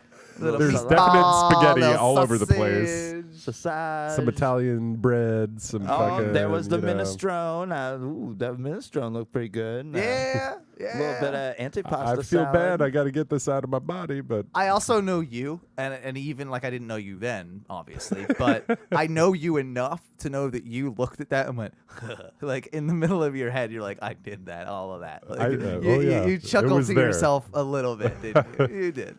Yeah, Like as bad as it is, I Yep. feel like shit. You're like, I laughed because that was a lot. That was an unheralded amount of puke. Like whoever cleaned it up, because it wasn't me. I have. Thank you. I have gone into a bathroom situation like with the intent to like, oh, I'm gonna throw up, but I made it to the bathroom, but then there's no open stall, and so I'm like, sink or urinal, urinal, and I've puked in sinks. I've never puked in a urinal. Gotten to where like. Because it's a shallow dish on a urinal. It There's is. not That's a lot of volume. That's a tough one. Even a normal vomit, it came very close to like filling it up. Yeah. And then I was too drunk to really know what to do, so I just like rinsed my mouth off and went back to drinking. Walked away. Went back to drinking. We know that. Well, how do you fix this? Like, somebody's gonna find that and figure out that. You do the answer. move where hopefully they have like not those automatic paper towel dispensers. They've got one that you can roll, and you get a big sheet of it, right? And then you drape it over the urinal so that no one uses it and no one has to really see it.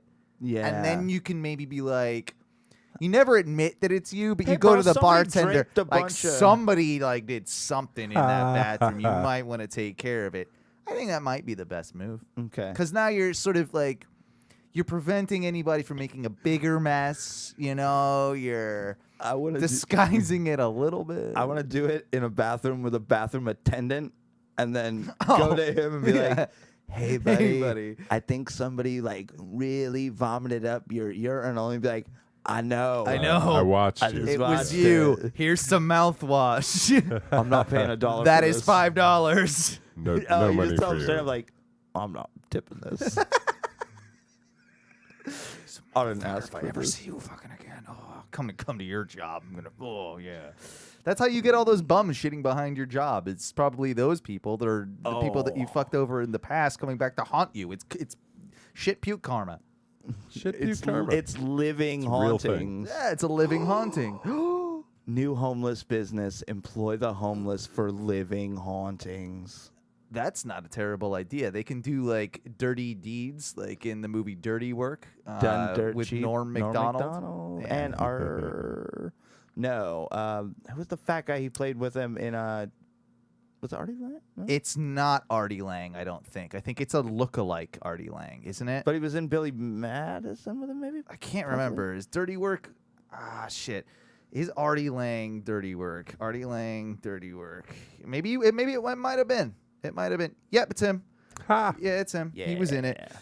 There was another movie where I'm thinking of where Artie Lang was too strung out to do it, and they had to get someone else that sort of looked like it was just random fat slob type guy. You know, I the want to character. say that's Billy Madison, where that no-name dude is is like the friend I think of Norm you're right. Macdonald. I think you're right. You might, yeah. By Yeah. the pool and shit when they're all like, yeah. He doesn't have like any lines. Really. He's Yeah. just there, and he's kind of oafish. Yep. Yeah. No, that sounds like exactly what I'm thinking about.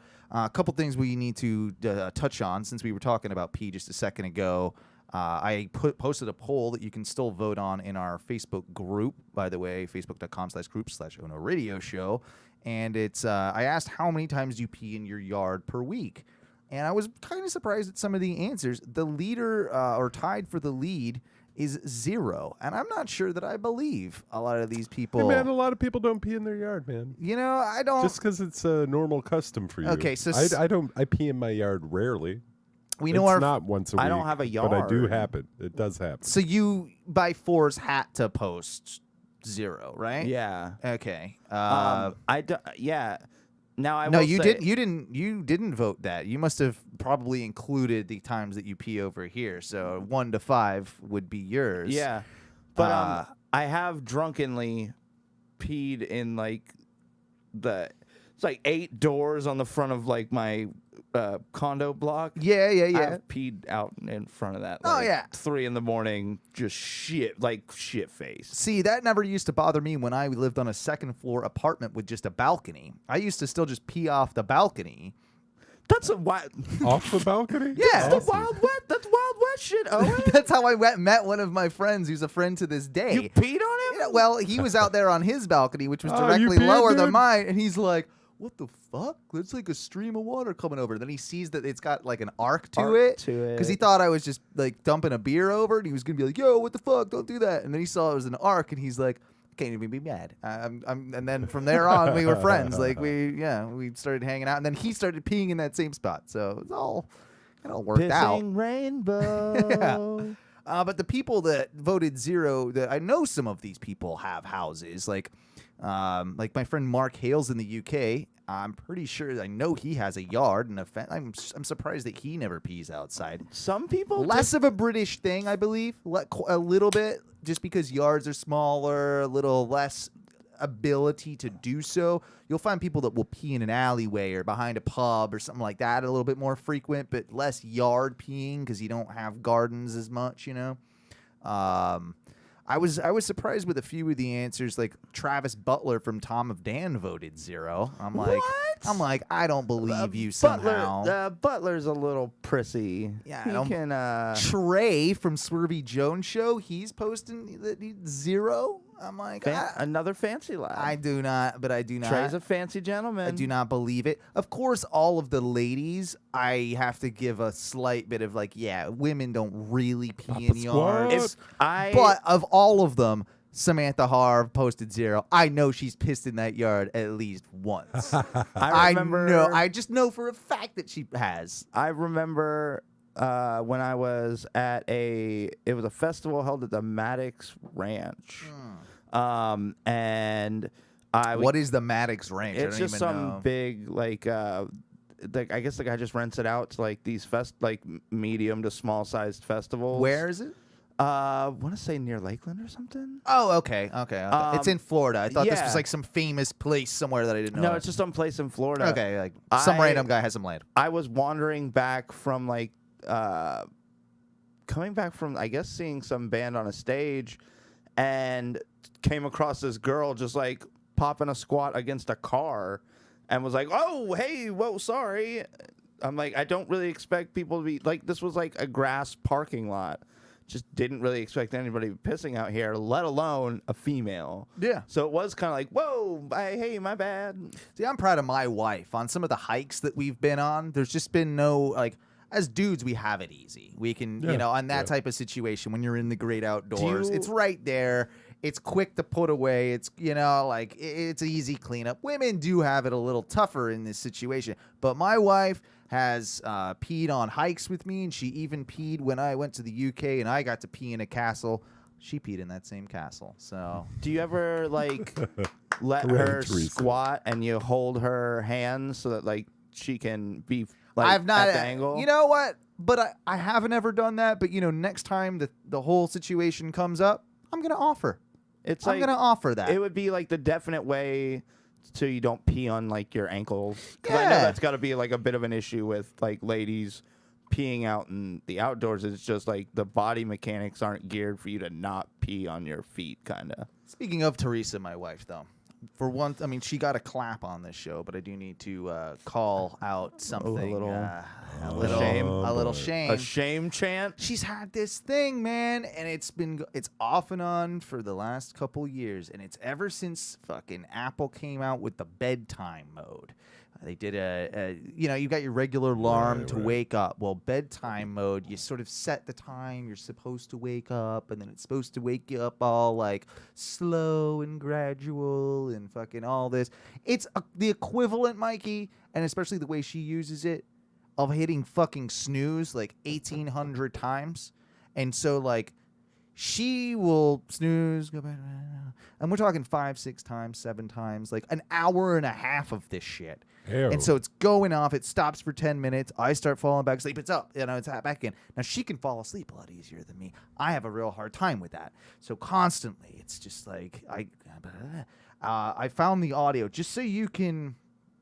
I found the audio. Yeah. Well, I got the audio. I made sure to pull I it. recorded the audio in my bedroom. I didn't. I pulled it offline. It. but this is essentially what I hear every morning, and it's this bullshit, and it starts off slow. It starts off low like that, and it gets gradually louder, gradually louder,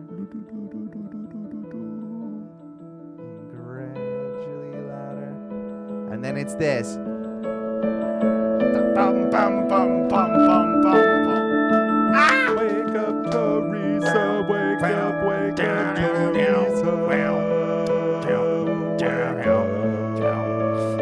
And then she'll hit stop. She'll go away. And I'll go back to sleep for a little bit. Go back to sleep for a little bit. But you're still like nice. still on the wider awake side than this. I'm getting now I am. And then 10 minutes later. Wake up, Teresa. Wake up, Teresa. Get up, Teresa. Get awake. Get awake. Just get awake. Get awake. Now stay awake until you snooze it. Then you're gonna snooze. Gonna snooze it all away. You snooze, you lose. Anything like that with your wife ever do that? No, because we wake up like at drastically different times. Like if I have to wake up late, I'll stay with her. But if I have to wake up like super early in the morning, I will just sleep on the couch because I can't do the gradual wake up. Sure. If I open my eyes, you're up. It's fucking over. Yeah, I'm sleep. It's done. I can usually go back unless it's like repeatedly. Like I can be woken up once, maybe twice, and I can doze back off. I'm fine. But yeah, when it's just like the over and over and over again, I can't do it. When I was young, I would do that thing where it's like I would wake up and be like, oh, I'm awake. Go outside real quick, smoke a cigarette, have like a sip of like whatever liquid, and then be like, all right, I'm going to go back to bed. And then like an hour and a half later, you're still like, I probably should try and go to bed. See, I do that now, but I actually do go back to bed. Like I'll get up, I'll have a smoke, I'll have a glass of water, and I'm just like, okay, 15 minutes or so. Like I go back to bed. I can do that, but yeah, I think there's a threshold too. You keep yourself up for long, like mine's 20, 30 minutes. It's got to be in there. And then once that's passed, like, yeah, I'm up now. Like this. Now I'm up. Like now I got to go through the whole process of trying to go back to sleep again, which sucks. Like, you ever wake up but you don't open your eyes, like, but you're like all the time. I do that. Yeah. I'm conscious again, and I think in my head I'm like, all right, if I just don't open my eyes and just like maybe just roll over, just like adjust myself a little bit, just a little bit. Like I don't even know why I woke up. Like I don't have to use the bathroom. If I just don't open my eyes and roll over just a little bit, I think I can go back to sleep. And that happens every now and then. That works where you can pull that off from one time little to time. shift, and then I'm like, oh, see, I fall back. I sleep like half my night. I'll sleep like on my back, and then I flip over a lot. Sometimes I sleep on my side. Sometimes I'll sleep like on my stomach with my head turned. Like, and so that's what I do in those situations. Is I always have to at least like adjust, do a turn or something. A lot of here's a trick. The flip of the pillow for me is a godsend. Recooling of the pillow? recooling of the pillow, because that like refreshes you just enough to be able to maybe go back to dozy doze land. Yeah. So I don't know. Have you? I've used like when I won't have my pillow somewhere. I've used other pillows, and like I have like a cooling like a nice cooling pillow. It helps. What's in a cooling pillow? It's like the memory foam stuff that like doesn't retain see that shit, yeah, heat. see, but I thought that stuff usually they're hot as hell. This one's pretty cool. Really? But if I use like another one of my pillows or something like it's not ready, I can't flip it because I will literally just sweat like a puddle on the pillow, and then you flip it over. I'm like, oh, it's it's the then it's moist. all Oh, That's like that is this gross. pillow off the bed for the evening. Like, you gotta reset that pillow. I'm awake again. Oh fuck. Oh god. I'm highly against the multiple snooze syndrome. I am as well, dude. If I do it, it's a bad scene. Like if I hit snooze, and I know I'm gonna hit snooze at least 3 times. You get one or two. I never do it because It's the worst method. Period. Just set the alarm for Get up when you wanna get up. When you need to get up and actually get up at that time, because it's a trick too. Because it's fucking like.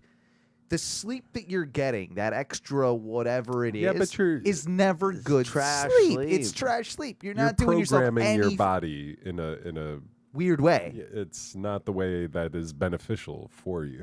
Like I like to do that thing, the most dangerous game of all, where you wake up to your alarm, you're still kind of groggy, you turn the alarm off, but you don't get out of bed. And you just shut your eyes. Oh, it's a bad idea. Just for a second. And then you wake up 4 hours later and you're like, what? I've done the one where you wake up too early, you get fully ready for work, then realize, I'm an hour early. So you technically can go back to sleep for a half an hour. No. I've already showered. I've already dressed. I've gone with the clothes and shoes on and laid back. Stay up. You That go is the smoke worst. cigarettes. That is the worst idea that you can ever do right there. I've done it where it's like you wake up too early and you get dressed and you realize like, I've still got like 45 minutes before I actually have to leave the house. And so you just sit down, but you're still kind of tired. Fall asleep while sitting down and wake up like an hour after your shift has already started. And you're like, fuck, why? Not again. And then because you can't even explain anything because you just have to go in and be like, I just fucking fell asleep. Fell back. I used to have a friend in high school. It was in that time period where you just got in your cars. You're not relying on a bus or someone to drop you off at school. You're driving yourself. Laziest. And he was so bad that he would fall asleep consistently in his shower. And I standing up in his shower, he would fall asleep. I'm like, again, don't know how that's even possible. Might be the same type of person that doesn't flush after they shit, but that's I'm pretty sure on the same psychopathic level, right? Yeah, pretty much. Speaking of psychopaths,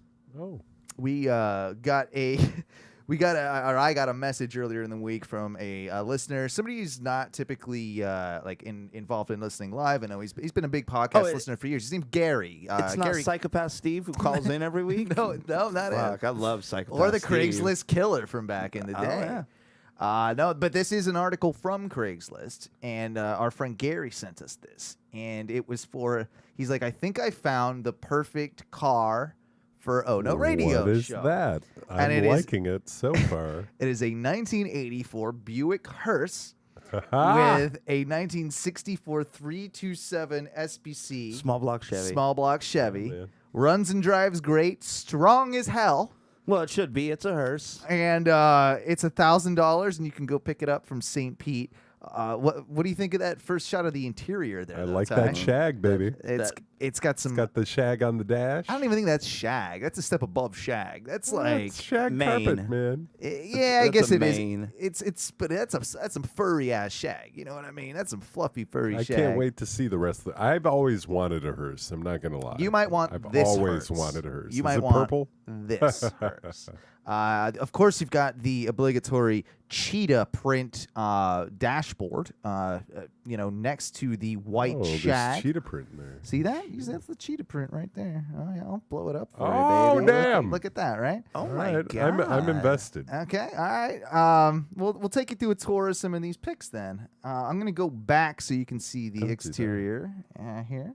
There's another picture. Okay, there's another picture. Radio. Got a dice. Gotta have a dice. Yeah. Leopard print and dice go together. You got some more shag around the glove box type area. There's a switch there that It looks like Oh, a that is house switch. that is an actual house lighting switch. Yeah. For sure. Yeah, that's for the undercarriage lights. Not sure what that does, but it might in fact be for the glow, shall we say? Yep.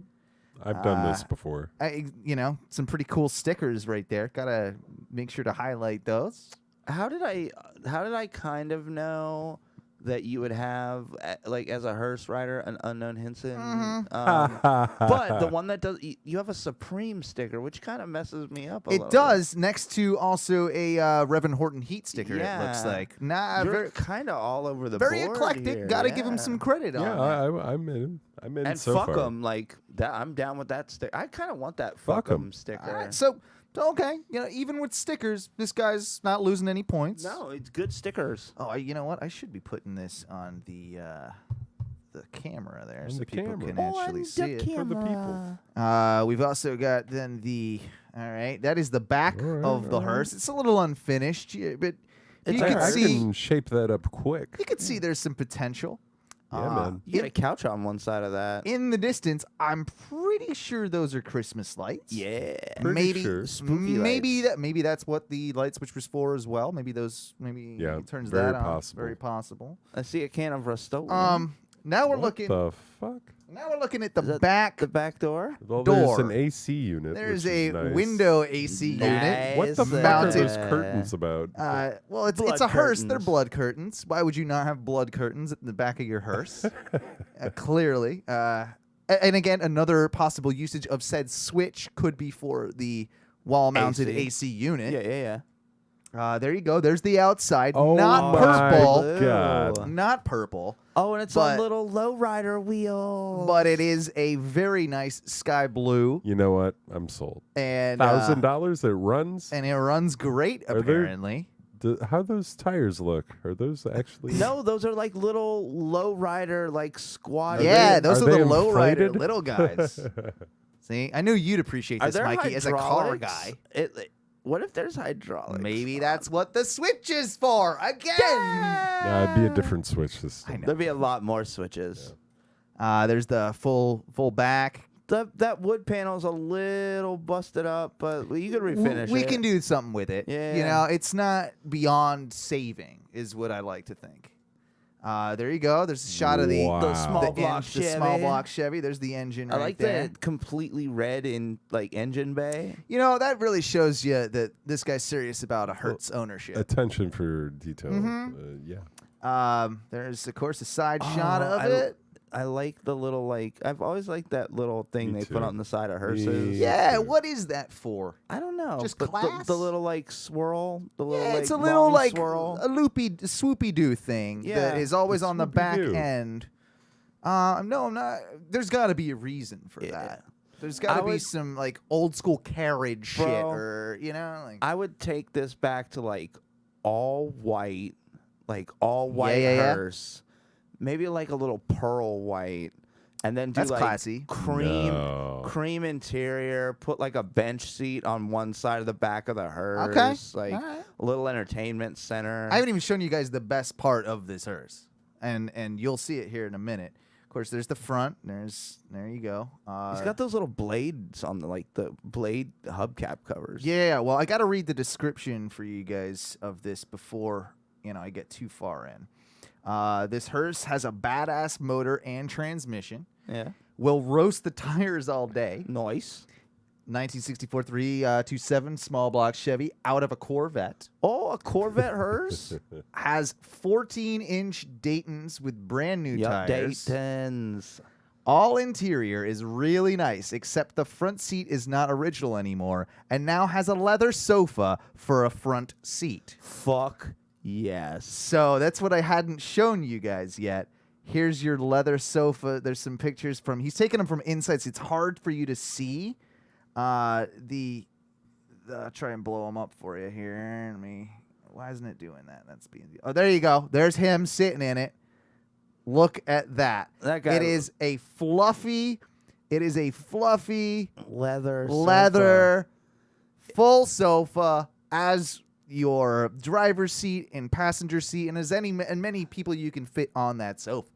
I'm really happy too that he didn't cut the arms off of it, Like you literally kind of have to like. It's That's a pain in the ass to get in with the steering and wheel. You've got about like a 6-inch clearance between you and getting like in. Yeah.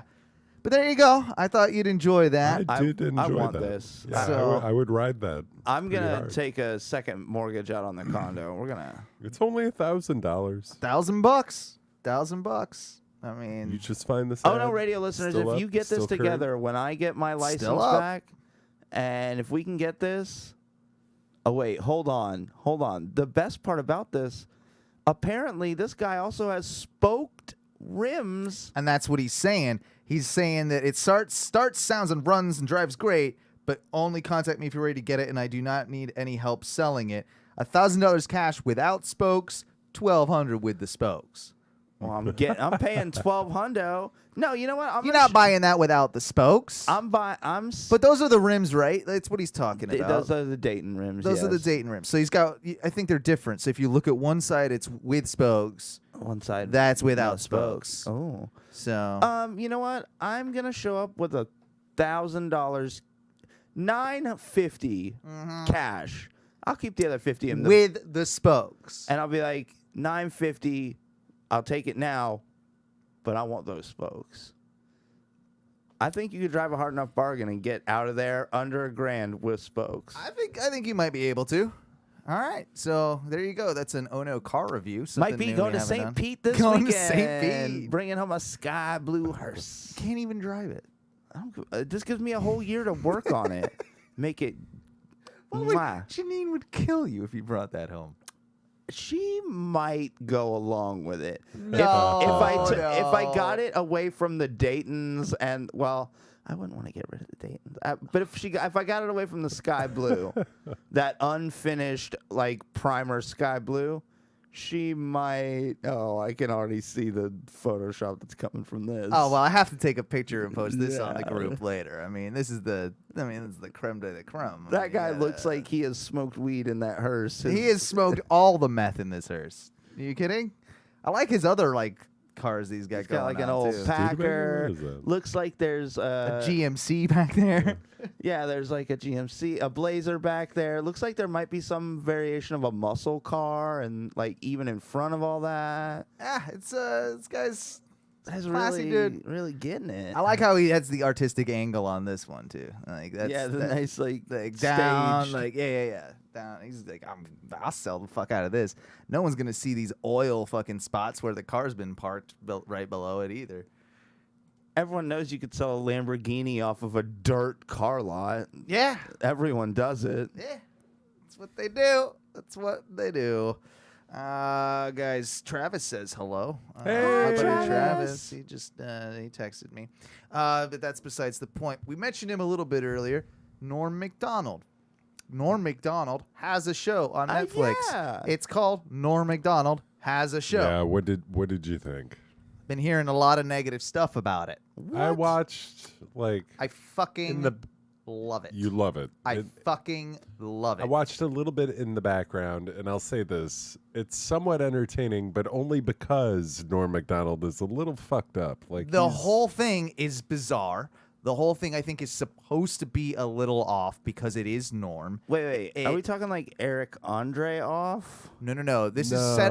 No. Well, this is done like in the style of a just a regular talk show, really, Yeah. like Yeah. at a late night sort of Letterman or Yeah. Fallon Got or whatever. guests. Yeah, and I think it's the typical like they're doing like one guest a show. It's okay. It's And- all right. Well, but people are saying they love don't- it. Why do you because love it? people are saying that they don't like it because he should really let the guests talk and finish their questions and not ask such stupid questions. And I'm like, it's Norm. Like it's the whole point is like if Norm, this kind of bumbling You can't really buffoon tell. of a genius, You like can't tell if yeah, no, he's genius or not. If he's super smart or he's Yeah. super dumb. But what is true about him is he's irreverent, he's weird, and he's like off kilt. How old is Norm now? I don't know. Let me look 70s? it up. I'll look it up for you. He's got to be getting up there. Yeah, no, he's not 70s. He's probably late 50s. I'm gonna say 61. I feel like he's He is 58 years old. Oh Damn. wow! So there you go. He's get. There you go. Maybe he just looks old. He looks old. He's looking old now. He's looking a little older. Like, it's funny because they obviously, like, on occasion for roles, he'll dye his hair a little bit. Yeah. And it makes the world a difference. When you see him with his natural gray, he does look older, and if he grows it out, but he honestly doesn't look 70 like you said he does. I don't know. Maybe I'm thinking old. I guess you gotta be into Norm. You gotta kind of like the weirdness to get it, but I think a lot of people are watching it not understanding it's sort of supposed to be that. And I think they're missing kind of the point of the weirdness that is Norm. Do you guys think that sometimes Netflix shows get a bad rap because everyone watches Netflix so thoroughly that they just put on everything that comes out and they negatively rate it because there's no reason you should have ever watched this for this, you, like just it's, you it's, like it's yeah. not your it's not your speed, wheelhouse. Yeah. And so these people go through and they're like, oh, this show sucked, and I'm like, well, it wasn't for you. It wasn't for you.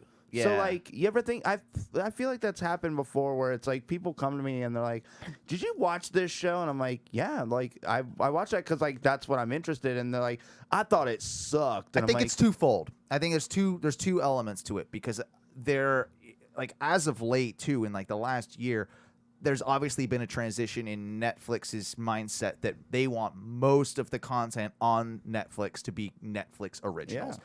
They're kind of out of the business of, you know, buying a movie from Universal and putting it on there, right? Like they will do it You get on a Coco occasion, and you will everywhere. get some, but it's not like it used to be where it was predominantly that and not Netflix. You know, it was a big deal when Netflix originals kind of came around. Yeah. Oh, they're doing their own content. I remember when Right. that happened. So I think you have the argument now that anybody and their mother that's a comedian that's had any success can kind of get a show on Netflix. It's like it's becoming a new avenue joke in Hollywood. I think you maybe have an oversaturation, and people are seeing so much content come through on their screens that they might be more apt to watch 5 minutes of something. This isn't for me. Fuck it. 1 star, 0 stars. You know, so you have that too. And I think it's also part of just like the world we live in that everybody's so quick to hit a negative, like fucking thumbs down. They're quicker to hit a thumbs down a lot of times than they are to hit a thumbs up. Yeah. So I don't know. I like Norm. I don't think I would like this show if I didn't like some of his comedy before it. But again, like you said, wheelhouse. Like you've got to be the right. Yeah.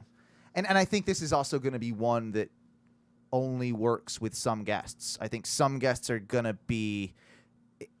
I think the first episode is with David Spade. I believe I might be getting that wrong, but one of them is with David Spade for sure. Yeah, but they're like friends, and they are. But David Spade even doesn't quite get it when he's doing it, and that's what makes it good. He's even talks about it. He's like, "Why am I even on here? You're not asking me real questions. Like this all fucking just big, like breaking the he's fourth like, yes, wall. and it kind of it breaks him a little bit. You can tell whether David Spade is playing into it or not. I don't think he was. Yeah. I think he honestly came on expecting Norm to have a very standard, straight talk show, and he didn't. And it threw him for a loop that he didn't. And that, I think, is probably what is going to be the more entertaining like aspect of it, is breaking the fourth wall, showing, you know, these like weird interviews where people are obviously uncomfortable and like, why'd you ask that? And you know what I like more than the he had Judge Judy on was another one. Drew Barrymore was another one. Like, did you ever watch Comedy Bang Bang at all? I love Comedy Bang Bang when I'm in the mood for it. Yeah. I feel like because those interviews aren't real, it's all scripted because they they bring them into whatever bit they're doing on the show or whatever the episode's about. I like seeing those actors like do those fake funny interviews. I'm with you. More than I like seeing, because Eric Andre, I'm not really a fan of. His show, I'm not really a fan of. Again, have to be in the mood. That's such Yeah. more Adult Swim, Tim and Eric, a little irreverent, Yeah. like I still enjoy it to a degree, believe which me. I do too. I do. And I have enjoyed it, but I just can't on a regular basis. It's not. It should be. For all Yeah. intents and purposes, I feel like I should like it, but I also have a man crush on Reggie Watts from Comedy Bang Bang, the musician on there. Reggie Watts is awesome. No, he's just there's something about him. He's lovable, right? He's like a teddy bear of a human, and you just kind of want to like hang out with Reggie. in the last bit There's an that innocence I about saw, Weird Al was the because it transitioned from. Oh, Reggie Weird Al Watts. has a good one. And he plays a few different characters on it as well. Yeah. So it went from Reggie Watts to Kid Cudi, and then when Kid Cudi left to like check himself into recovery or whatever, Weird Al started doing it, and it was pretty funny. I saw everything they have on Netflix up until they, I guess, stopped doing it.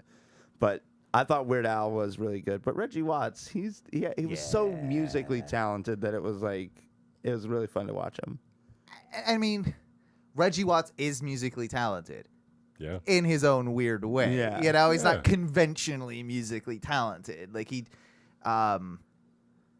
hard to describe.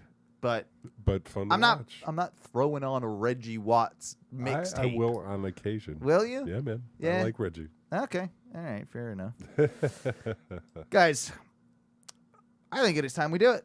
It's been a week or so since we have, and since he's here, we might as well do it, guys. It's time for some burlesque.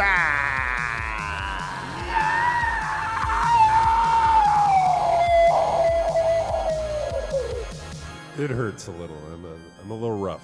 It's okay. You did all right. You pulled it. I need a more blood curdling higher screaming. I'm all right with it. I think you did just fine, guys. Yeah, it just hurts a little bit. Versus, if you're not familiar, is the time of the show where we hypothetically pit two people against each other, or a multitude of matches, shall we say. And this is usually a fight to the death. And we can say it involves both their cunning and their physical prowess. So on this one, I've decided, since I'm going to New Orleans very, very soon, that this one is all based around famous people from New Orleans. Well, all right. All right. So that's our theme today. This is kind of a weird. I don't really know who these contestants are going to be. You know all of them. You just don't know know. they're from New Orleans. So You're gonna know. It's pretty simple, really. With this one, we're gonna go with our first round being Little Wayne versus Harry Connick Jr. Ooh. See, you instantly want to go Little Wayne, but then No, you I think, don't. But then you think of wanna- what Harry Connick is capable of. Oh, he's Connick, like- got some ties. His dad was kind of pretty. I'll like, say I rat was packy. I was like 1 degree away from Harry Connick Jr. Like if I would have married the girl right out of Full Sail out of college. Oh, really? That you I dated? She was related to him? She was like one of his direct cousins. No shit. She got that Connick money. All right. Interesting. She came from a decent family. Yeah. Hey, all right. Call her back. Hey, you still related to Harry Connick Yeah, Jr.? you got that Connick Jr. money? I am not going back to that. No. All right. Also, isn't Connick kind of a taller guy? Like a bit of a taller? I don't know. He's maybe. maybe I could look that slightly taller than average, but not that tall. Little Wayne Wayne is is short. notoriously little, Yeah. as his name suggests. What if he whips Harry with like a dread though? Like just quick whips him. Slap With him that with a extra dread. reach, the dread slap. The dread slap might have a longer reach than his like wingspan. True. Why hasn't it got his height on here? Because I don't really think anyone cares how Well- fucking tall Harry Connick Jr. is. Weirdly, it had fucking Norm Macdonald's height just like right there. So like when I looked him up. So I don't know. Why don't you make that across the board? See, 6'1", by the way. 6'1". 6'1". So, yeah, Lil Wayne, what's he? 5'2". He's maybe a little bit taller than a 5'5". 5'5". Okay. All right, so we got that going in. Harry Connick Jr. is like standing above him. 36 years old for Lil Wayne. How old's Harry Connick here? 51. 51. Still fighting age. Still fighting age. I think, honestly, Harry Connick, because of I think he's one of these guys that's got like mob connections and shit too. Like, I feel probably like pretty dangerous. I feel like Harry Connick might end up winning this fight. I think that a little old man action, like fighting action, over some Lil Wayne scissor up action. Like, he's gonna be all fucked up. He's not gonna be able to. He's gonna be all fucked up, but he won't feel the pain. And I know. Well, but that's the thing. People want to be like, oh well, Lil Wayne, he's from like a rough area. He grew up on the streets. No, he got into music at 12 because his parents didn't, like, his mom didn't want him on the streets.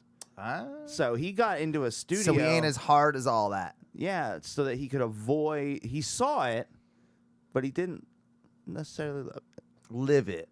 So I'm going with Harry on this one. The junior. I'll be the odd man out and The say junior. I think Lil Wayne would pull it out at the end. Okay. But it's tough fight though. I mean, Harry Connick throws all sorts of wild cards in there, but in the end, Lil Wayne's just like, what?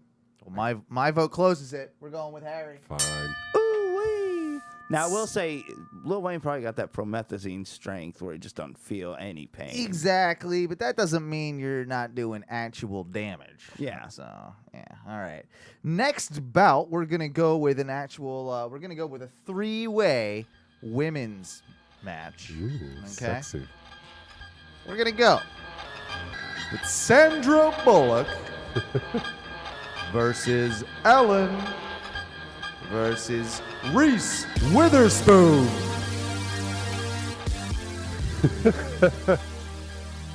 Oh, man. Now, your instant reaction, I think, was to go with Ellen because of her vast amounts of money and lesbianism. That's why? Well, I mean, we're going to have a reason for a hypothetical death match. As good as any. I kind of like Reese. I'll tell you what, Reese is my pick as well. I'll tell you why. She's been to jail. Do you remember when she got all fucking mental and do you know who I am? Yelled at that? Wasn't it a cop? Yeah. Like, she yelled at the cop. Like, that was some down south country ass. She was ready to fight. Southern bitch. Like, which I don't think Sandra Bullock or Ellen have anywhere but Sandra close Bullock to that level of it. Is like a tall, like, she's a like Amazonian style woman. She's tall. No. She's tall and she's Ellen? Bullock? She ain't. Bullock. Oh, Bullock? Bullock's Sandra Bullock. tall. She's Yeah. not that tall. Shit, She's I'll taller look it than up. both of the But I feel like other she's ones. also more stout than both the other two, too. Yeah. Oh, here it is. Oh, yeah, here She's we go. Here 5'7". She's not that stout. Nah, Reese is probably about the same. Here we go. I still kind of want. I'm in favor of Sandra Bullock, though. Are you kidding me? Nope. I'm an American citizen. I told you to get in that car and stay in there, didn't I? This is beyond. This is beyond. Fight with me. I promise This you. is harassment. You're Harassment. harassing me as an American citizen. I have done nothing against the law. Yes, you have. You didn't obey my... I have to obey your orders? Yes, you do. No, sir, I do not. This is awesome. Absolutely nothing. Was she fucked up? Oh, she was drunk as hell, I think. Yeah, I think that was the whole deal. Yeah. It's I mean, it's Reese in my book. I mean, this... I think Ellen is trying to Unless- decide on one or Reese or Sandra's side. Ellen's trying to become. Oh, because she's going to have to be your play it. friend and, like... And she's gonna get fucking smacked out of the race real quick, I think. But I'm with you. But in that case, if it comes down to Sandra Bullock or Reese Witherspoon, Okay. Bullock. that's what I'm saying. I'm in Bullock corner. Yeah, because she's got that big dude from The Blind Side that's going to come in and just truck him, and yeah. And she's gonna deliver him on a bus going 55 miles And Reese an hour Witherspoon, all faster. she's got is Ryan Felipe. And Sweet Home Alabama. Sweet Home Alabama cast. Yeah, you know what? Yeah, I guess it is. I'm going Sandra. Bullock pulls an upset. No one was expecting that one, I tell you. I wasn't indeed. We got 2 more matches. This next one, very similar to our first one in the fact that we have a member of the Littles. But it's, I believe, isn't it? Wait, who's Little Wayne's dad? It's not his dad, but it's his like mentor, Birdman. Okay, yeah, that's who I'm talking of. Ladies and gentlemen, it's Birdman versus Carl Weathers. What? It's an intense matchup. It's an intense matchup. Carl Weathers had his hand bitten off by that alligator, didn't he? He sure did. That's Weathers. That's in a movie, though. It's definitely Carl. Carl, right? Yeah, he's I like the can't way help more it. badass. How can you not vote Carl? Yeah, I have to. I mean, It's been a long time. he's the man. Dude. It's Carl fucking You Weathers. see that bicep? Yes. Carl Weathers is fucking Jacked. beefing. Better. He's probably seriously in much better shape than Birdman. I bet Probably you Birdman, still, yeah. like, The still doughy right now. doughy bitch. Yeah, he's kind of a doughy bitch. He's not really keeping up with it. No. So, yeah, all right. I'm glad we agree on that quick. Yeah. Agreed on it quick. Ladies and gentlemen, Birdman's a Carl doughy bitch. Weathers! Yeah. Oh, doughy bitch. The last match of the evening, and where we will probably wind up wrapping the show. 2 people I did not realize that were from New Orleans. Ladies and gentlemen, for the main event, Richard Simmons versus Tyler Perry. Oh, man.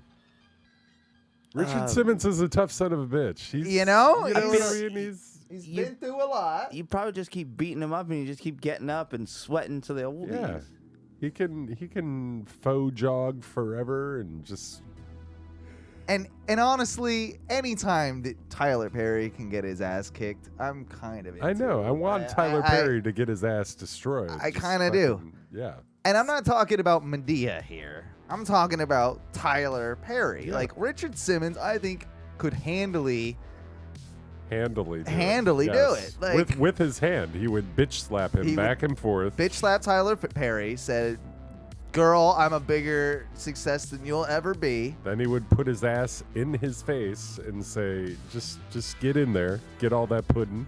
And then his And- curly hair would catch on fire through some sort of, crazy yoga move and would blast Tyler Perry in the face, blinding him with his... This is obvious. Yeah, it's what's gonna happen. It's with his hairspray and the product that he has in there that will launch into Tyler Perry's eyes, causing his Medea fat suit to melt on him Yep. with It's the Soul wig. Glow. He uses Soul Glow still. And clearly Richard Simmons is the winner. I'm glad we Can all we agree agree? on this. We agree, right? Yeah, he would have definitely been the stronger candidate. Tyler Perry loses. Tyler Perry's a bitch. Richard Simmons is the winner. There you go. That was versus, guys. That was versus. Very nice. Didn't realize so many top celebrities were from New Orleans. There's when some really famous people. You know what? When I'm there, I'm actually going to make sure to go check out the birthplace or home of Richard Simmons. Going to go. Yeah. Maybe I'll see him. Maybe I'll hang out with him. I'd like to also meet the Blind Side guy. I'm not sure if he's there or not, but I'm going to go. And I'm going to go hang out with him and eat a lot of good, great food. Beignets. Better do it. And Cafe du Monde. definitely. Gotta go. And yeah, I think honestly, I would like to check out where Carl Weathers is residing right now as well. Like maybe catch a beer with Carl. Get a Weathers beer with him? Yeah. He knows all the good jazz spots. Exactly. Oh, I imagine him in a smoky jazz club. I hope so. You know, he's got a little bourbon in a glass. He's just kind of sitting there. No one's bothering him.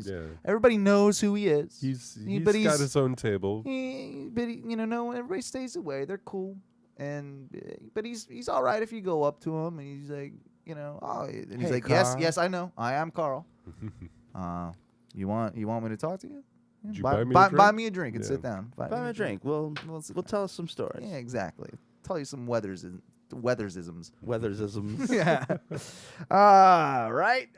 Before we get out of here for the night, I almost forgot. Thank you for reminding me, Mikey. How I could ever do that, I am not so sure. But it is time for Mikey B's Fortune Cookie of the Week.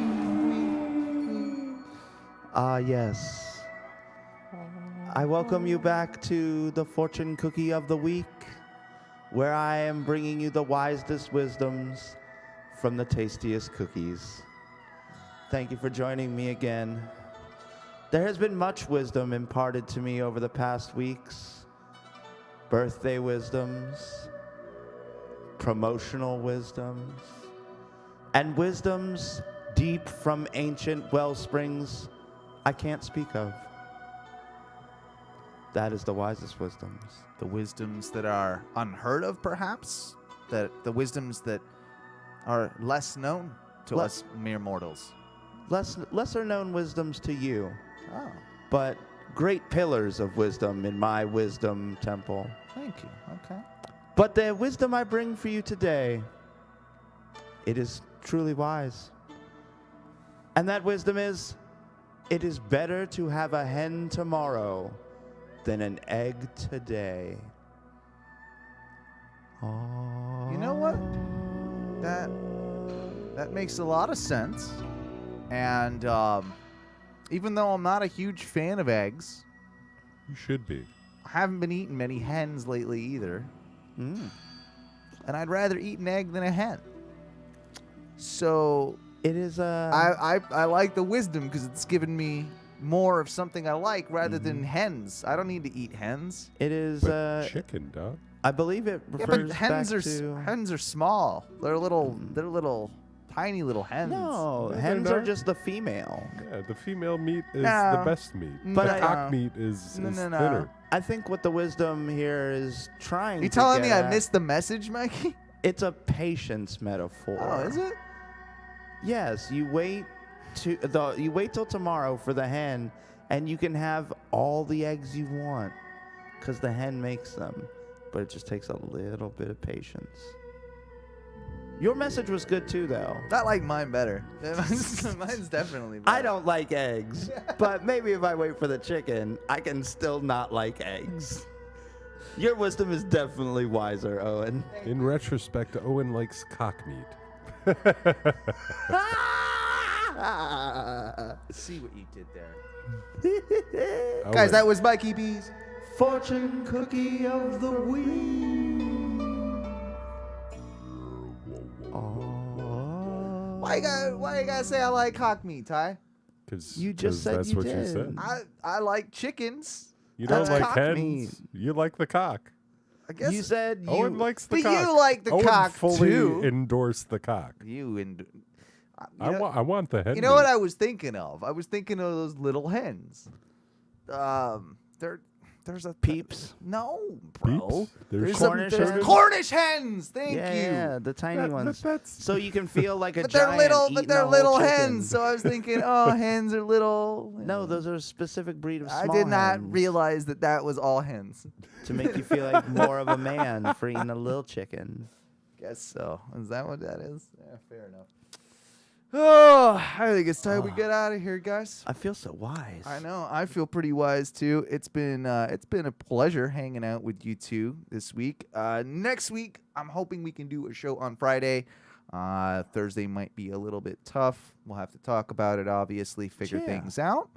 That being said, we won't be doing a show Thursday. I can guarantee you that because I won't be here, and I'm afraid to let these two into my house to just do a show when I'm not here. Although one of these days that would be interesting to see if that could even happen. We could do that. Yeah, could be I also done. have the means. It's yeah, true. exactly too. If you guys saying, yeah, Come on well, down, Mikey B. Again, we'll talk about it. That might be something.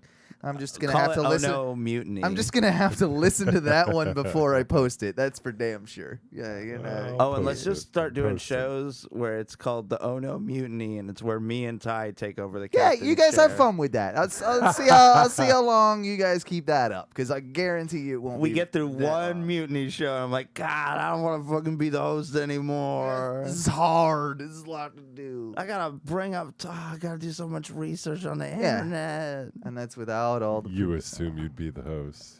Well, I'm just fucking with you. yeah, it's gonna be two guys like half. One's gonna be asleep. One's gonna be so stoned that he can't like remember what he's doing. I'm yeah. both of those people, so Exactly. Who are you gonna be, Ty? Gonna be arousing. Guys, I implore you to, of course, check out our Patreon, patreon.com/ONRS. Every week, visit us on twitch.tv/ONRS live. We'll let you know on Facebook and all those different social media outlets when we are going live, what day, what time. Usually 8:30 on Thursdays if we can. That being said, if you're listening to this in Apple Podcasts, do me a favor, go ahead and research for Oh No Radio Show and hit subscribe again. We've had to kind of resubmit the feed.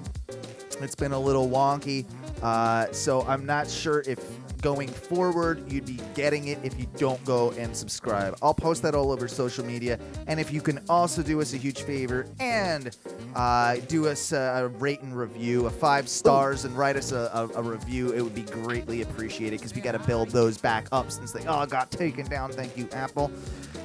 Guys, anything I missed?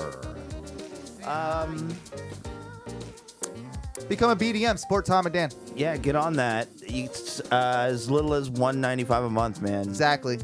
We Get up on that. Me and Mike are both BDMs. It's a great program with some great guys and a great community as well. For this show, what do we say when we get out of here, boys? Our Patreon?